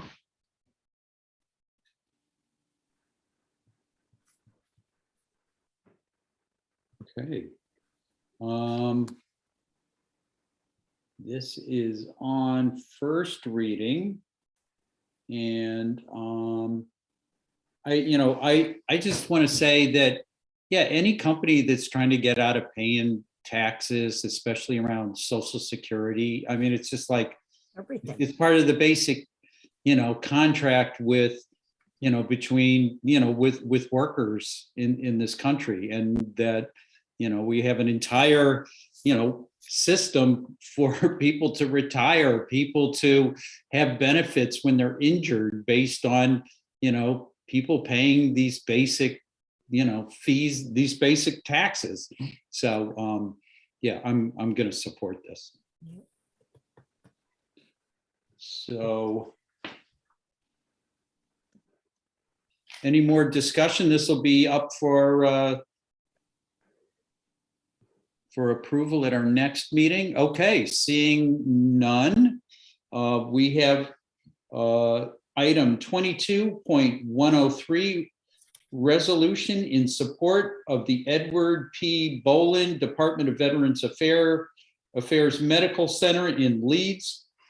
And the sponsors are, I believe, Counselor Maori, Counselor Labarge, and then Counselor Gore? And the mayor. And the mayor. Okay, cool. So Who wants to, I'll leave it to you guys to do some I'll reading. start it off first. Okay, great. Thank you. And Council. either Rachel or Jamila can finish off. On the second page, I'll read it up until therefore. How's that? And then Councilor Gore, why don't you take it from there? You Yeah. did such a good job. Now we know. Alert from updates available. Okay. A resolution in support of the Edward P. Boland Department of Veterans Affairs Medical Center in Leeds, Mass. Whereas America's veterans have sacrificed their safety and well-being to serve our country and community and deserve our utmost support and respect. Whereas the United States Veterans Bureau opened a neuropsychiatric and medical hospital at 421 Main Street in Leeds on what is known as Bear Hill in May of 1924 to fulfill our nation's sacred obligation to care for veterans and in a manner described by then President Calvin Coolidge of Northampton as no duty imposed upon us of greater importance than prompt and adequate care of our disabled. And whereas the city of Northampton had noticed a great relationship over these many years with the federal government to ensure the medical staff in Leeds receives the best support and is today proud of the thousands of Northampton residents who since 1924 have served on the grounds of the Edward P. Boland Department of Veterans Affairs Medical Center in all capacities in providing the highest standard of care and services to veterans and beneficiaries. And whereas the United States Department of Veterans Affairs in Washington, D.C. in March 2022 announced its recommendations to the Federal Asset and Infrastructure Review Commission to close the VA Medical Center in Leeds, a deeply flawed recommendation that is not based on the current and significant demonstrated needs of our veterans, and it is no way consistent with the VA's own core values of integrity, commitment, advocacy, respect, and excellence. And whereas any reduction in services on the VA Leeds campus will have a profoundly negative impact on the more than 80,000 veterans who live in our rural region of central and western Massachusetts, forcing veterans to travel further and jeopardizing the care they have come to expect and deserve from the VA Medical Center closest to where they live. And whereas 100 million has already been invested in the VA Medical Center over the past decade in a large multi-phase expansion and renovation project with local construction contractors and other community craftspeople investing their labor to maximize the VA Leeds existing facilities, enabling it to continue as a center of excellence for veteran mental health for all in New England, in an ongoing evolution described by VA leaders as transformational and an investment for generations to come. Okay. Whereas to this end, the VA Medical Center offers veterans the following service in alphabetical order: addiction and substance abuse care, audiology and speech, blind and low vision rehab, cardiology, COVID-19 vaccines, caregiver support, dental/oral surgery, dermatology, diabetic care, homeless veteran care, infectious disease, LGBTQ, and veteran care, laboratory and pathology, MOVE, weight management, mental health care, minority veteran care, neurology, nutrition, food, and dietary care.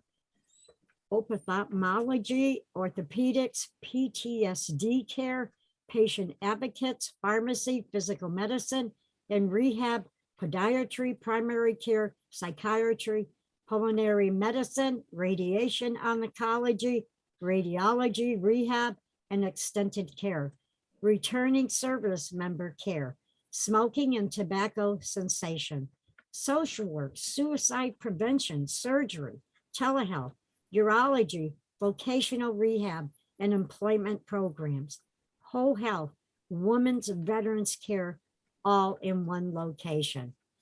Okay, Jamila. Therefore, let it be resolved that the city of Northampton strongly urges the federal government to continue to allow the Edward P. Bolin VA Medical Center to provide the accessible quality healthcare and services our veterans deserve, and calls on President Biden and the United States Congress to defeat any attempt to close the Edward P. Bolin VA Medical Center or any move towards the privatization of our veterans' healthcare. Therefore, be it further resolved that the administrative assistant to the city council shall cause a copy of this resolution to be sent to President Joseph Biden, VA Secretary of Veteran Affairs Dennis McDonough, Senator Elizabeth Warren, Senator Edward Markey, Representative Jim McGovern, and the chairs of the United States Senate and House Committees on Veterans Affairs, Senator John Tester, Representative Mark Takano, Central Hampshire Veteran Service Director Stephen J. Connor, VA Central Western Massachusetts Medical Center Director Dwayne B. Gill-Faj. Thank you. Thank you. So sponsors, who would like to speak? Mayor would like to chime in. We were very honored to have a special guest sponsor. Well, thank you. And I thank the sponsors for very generously including me on this resolution. At the veterans listening session with Congressman McGovern, which was a little bit over 2 weeks ago, we heard firsthand from veterans and their families served by the VA, as well as from staff that work there. And I would say it was impossible not to be profoundly moved by their stories of the care that they received, and for some, how they truly felt that their lives were saved by the services that they have gotten there. So this proposal of closing the VA in Leeds is so wrong on many levels. As the resolution states, it's just wrong economically because it doesn't take into account the over $100 million investment in upgrades that's happened here in the last few years, or the planned additional $93 million. It's like it doesn't acknowledge those huge amounts of taxpayer dollars that have been spent and are planned, and kind of pretends they haven't happened. And it is, of course, wrong morally because it doesn't take into account the real, true human costs that would be suffered, including for the veterans who would not access care any longer because of increased travel or lack of transportation, or other reasons, because we heard stories about the things that make this facility unique and especially well suited for those suffering from post-traumatic stress, substance use disorders, those relying on the mental health services there. And the psychiatric treatment program there is one of the very best in the country. So that loss is not something that any veteran should bear, nor the added stress that the potential of this closing is causing veterans now. We've heard from people who just the idea that this could close is causing them really undue and unnecessary stress. For me, it was really particularly powerful hearing from female vets that for them, this is a facility that excels at care for women, and they heartbreakingly expressed that this was care there was the first time that they really felt their needs and their women's health issues were even acknowledged, that they were at all like recognized as women and the needs that they had as veterans who are women. and any other facility that had been disregarded. So these are just some of the reasons why I'm really grateful for the council joining in this fight for as long as we need to fight to put an end to even this idea of closing the center in Leeds. And I am really grateful that there is universal support for this fight from the Western Mass State Delegation, of course, from our state senator Comerford, who said that she's in session tonight, otherwise she would be here. Our reps, Lindsay Sabadosa, who's been fighting this, as well as Congressman McGovern, who is leading the charge at the federal level, along with Senators Warren and Markey, both of whom I've spoken to about this and like are fighting and ready to keep fighting with us, and other members of Congress as well. So I thank the council for joining in this fight, and we will just, as long as we have to, we will make sure that this center stays open and serves people as beautifully as it has. So thank you so much for including me. It really means a lot to me.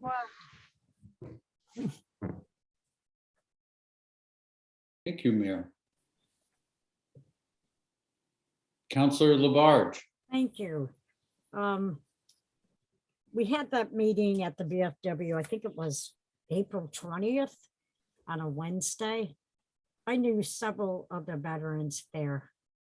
And there's our mayor sitting up at the head table with McGovern and them. And all of a sudden, one of the veterans on the right-hand side started speaking. And it hit her. It hit her. I saw her eyes water. The stories that we heard that Wednesday night hit you right in the heart, hit you in the heart. And I know, I can tell you, being a family of veterans, my husband, the beginning of the Vietnam War, his brother, Elmer, and his brother, John. Richard and his brother, John, served in the Army and his brother in the Marines.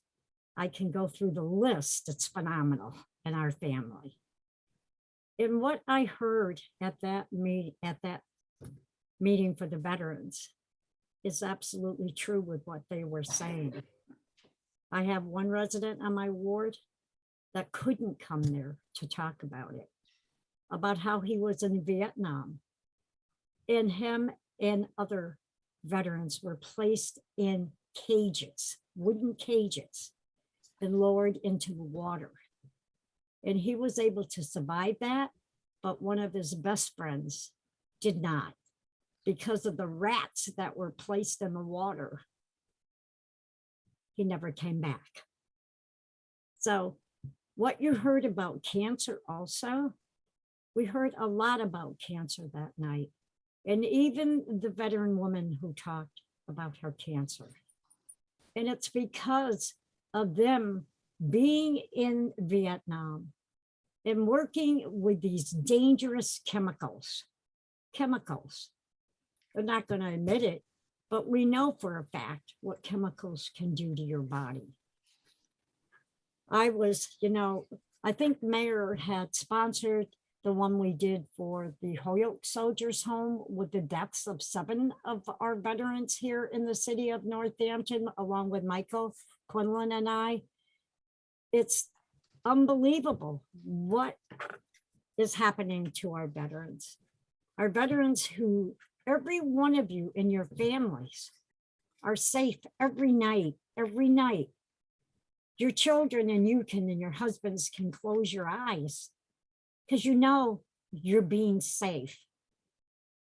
If without our veterans, men and women, we probably would not be safe.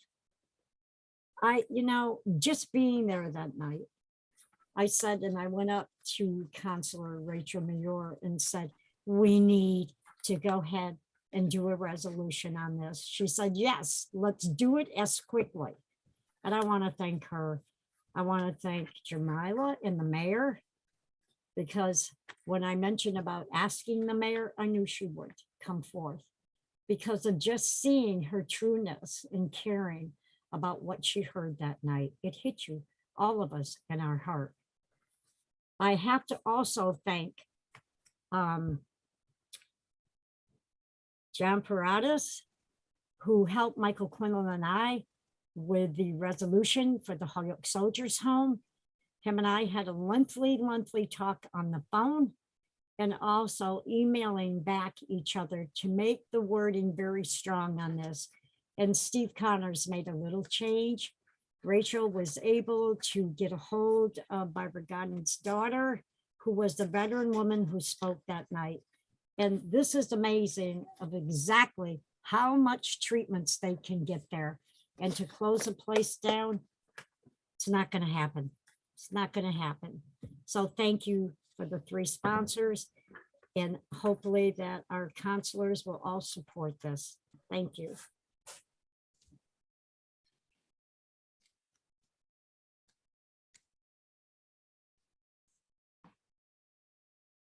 Mia? Well, are the sponsors through? Right. I was waiting Go ahead. for, You might wanna talk. Rachel, you want to talk? I do. I was going to speak to Councilor Gore. I was embarrassed because I had my mic off and when the mayor was talking, I'm like, oh yeah. But maybe you didn't hear I'm a very noisy listener, but in any case, really glad to have you all sponsor it, and because it was a difficult thing to listen to, and it felt good to work together. And I found, Rep. McGovern he's such a great guy. I mean, he's really going to fight. I mean, he was reassuring, but he also, we know there's a fight. So it's late. I just want to say that the reason is funny because when you're reading, I was thinking, it's so tedious to list all the services, but when I saw the services all in one location, I felt like that was the whole point, how tedious like there's so many services that it's like droning on almost. And what the mayor said is, is so true about, the reality of being, aging veterans. And what's the reality? Are they really going to get on a bus and go and seek these services out individually, these specialized services in all sorts of places? And we know what the answer is. It's not. They're not going to. So effectively, they're going to lose their continuity of care if this shuts down. And also, I got under my craw too, Mayor, about the, wasting and kind of just the kind of like glossing over the wasting of $100 million of taxpayer money. I mean, I just went up there. They're under construction. They just built this like beautiful outdoor wheelchair accessible workout, center outside, and then the rain garden for the families. It's so thoughtful, and it kind of just personally drives me bananas. But we know that this really isn't. We all know it's not about the vets and what's best for vets. It's really about whatever. We don't maybe know exactly, but I know it's about privatization of healthcare, which is happening everywhere. Right. And so this is, we know this is also a truly special place, and it's worth fighting for, and that's what we're doing. So thank you. Councilor Gore. I agree with what all the other sponsors said, and thank you for including me on this resolution. It was really moving to be at that listening session a couple weeks ago with the veterans. And I was awed by the number of veteran suicides that happened. And they were saying that at the VA, they have one of the best PTSD units in the country. And to have that go away, it would be a shame. And I think that it was really profound to hear that so many vets said that they wouldn't be here, they wouldn't be alive if it wasn't for the VA hospital. And that really was a profound thing to hear them say. And it was really good to just take that all in. And so I'm really happy to be a part of this resolution and be a co-sponsor.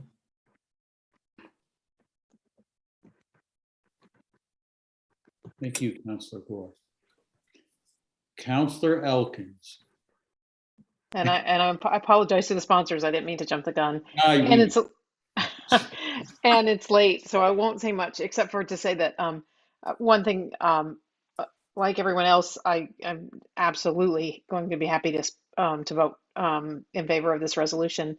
The only thing I would add to it is that in my time as a criminal defense attorney working with the public defender, that I have encountered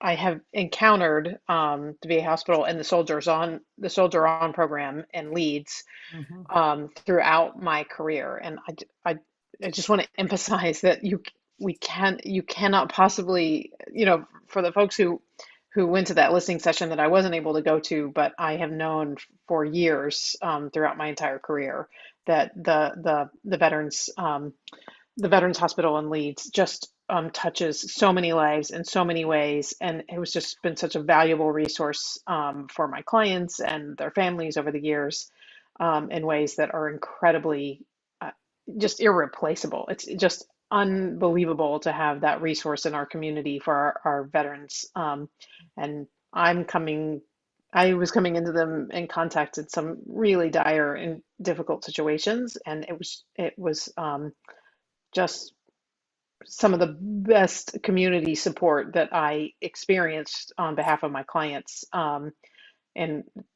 that I've encountered in my career. So this will be a tremendous loss, and we really must fight it. And I'll be happy to add my name and my vote in favor of this resolution. Thank you. Councilor Moulton. As will I. I too was at that 2-hour session on April 20th, and it was extremely powerful. It's one of the most powerful experiences I've had in Northampton. These were very, very personal stories, very difficult in many cases, I'm sure, to tell and difficult to listen to. But it was telling, not just in the evidence of the quality of care, the very sensitive treatment that's given there at the Leeds Hospital, but also I'm convinced that, as the mayor and others have said, that if it closes, there will be veterans who go without care, and that's really the tragedy of it. And this, as Jim McGovern said that night, paper pushers, bean counters don't take these stories into consideration when they're making recommendations like this one to close this facility. And we do need a solid partnership locally, state, and with the federal delegation. And I'm very pleased for contributing the support from the council to fight the battle.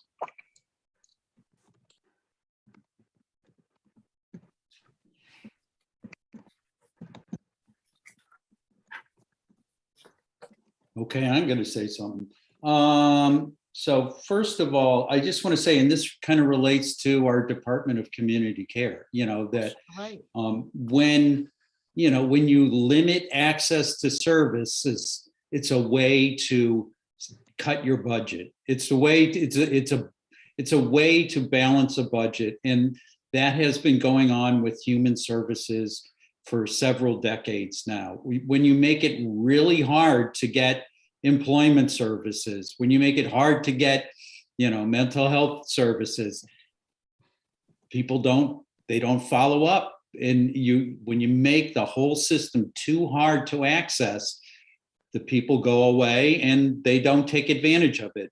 And that I'm afraid that that's actually at work here, that when you're making somebody drive to Hartford or to Boston to get services, that a lot of people aren't going to go. You're just is it worth it? And is it in the stories about the amount of time that some of these folks, these vets spend trying to get to these services? It's just phenomenal. So that's one thing I wanted to say. And then also, being at that meeting, that vets don't talk. They don't talk. And those vets in that meeting were talking, and that it was very profound that to have the story shared, and that the level of intimacy of that I credit Steve Connor for he'd be able to walk around the room and put his hand on folks' shoulders and hand them that microphone, and they laid it out there, you know, what their struggles are, what they need these services for. And it was, and you heard that, you know, the service and the bravery, you know, that they demonstrated. And so anyway, it's all to say, yeah, I'm with her local vets, and I'm going to support this resolution. And the mayor did tear up, and it was a good thing. Oh, so anyway, anybody else? Councilor Jarrett. Yeah, all the points I was going to make have already been made, so I'll just say I'm in support, and thank you all. Thank you. Councilor Perry. I feel like everyone's having their say now, so I will also go ahead. that I'm in support.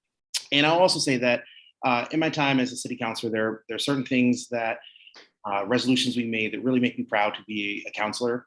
And this is one of them. You know, my grandfather was in the Air Force. My sister also served in the service. She's a police officer in Baltimore now, and I know how important it is to have service, and I know how important that these services are. So thank all of the sponsors of this resolution, and thank you to the rest of the councilors for just being awesome people and really supporting the community. Thank you, Councilor Perry. Okay. Anybody else? Okay, so that, where are we at on that one? That one's first reading, so that will be up for second reading next time. And also, we'll make sure that there were folks who wanted to speak in public comment to this, and we'll make sure that they get that opportunity at our next meeting. Okay, next up is we have a resolution in support. We have item 22080, resolution in support of the Fair Share Amendment on November 8th state elections ballot. Move approval. Second. Okay, move for approval by Councilor Jarrett and seconded by Councilor. It was Labarge. Mary Ann, I'm going to let Marissa have one. I can have it. So seconded by Councilor Elkins, and yeah, discussion.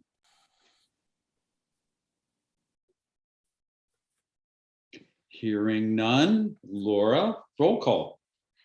Councilor Perry, Yes. Councilor Elkins, Yes. Councilor Foster. Oh, I'm sorry, of course she's left. Councilor Gore, Yes. Councilor Jarrett, Yes. Councilor Labarge, Yes.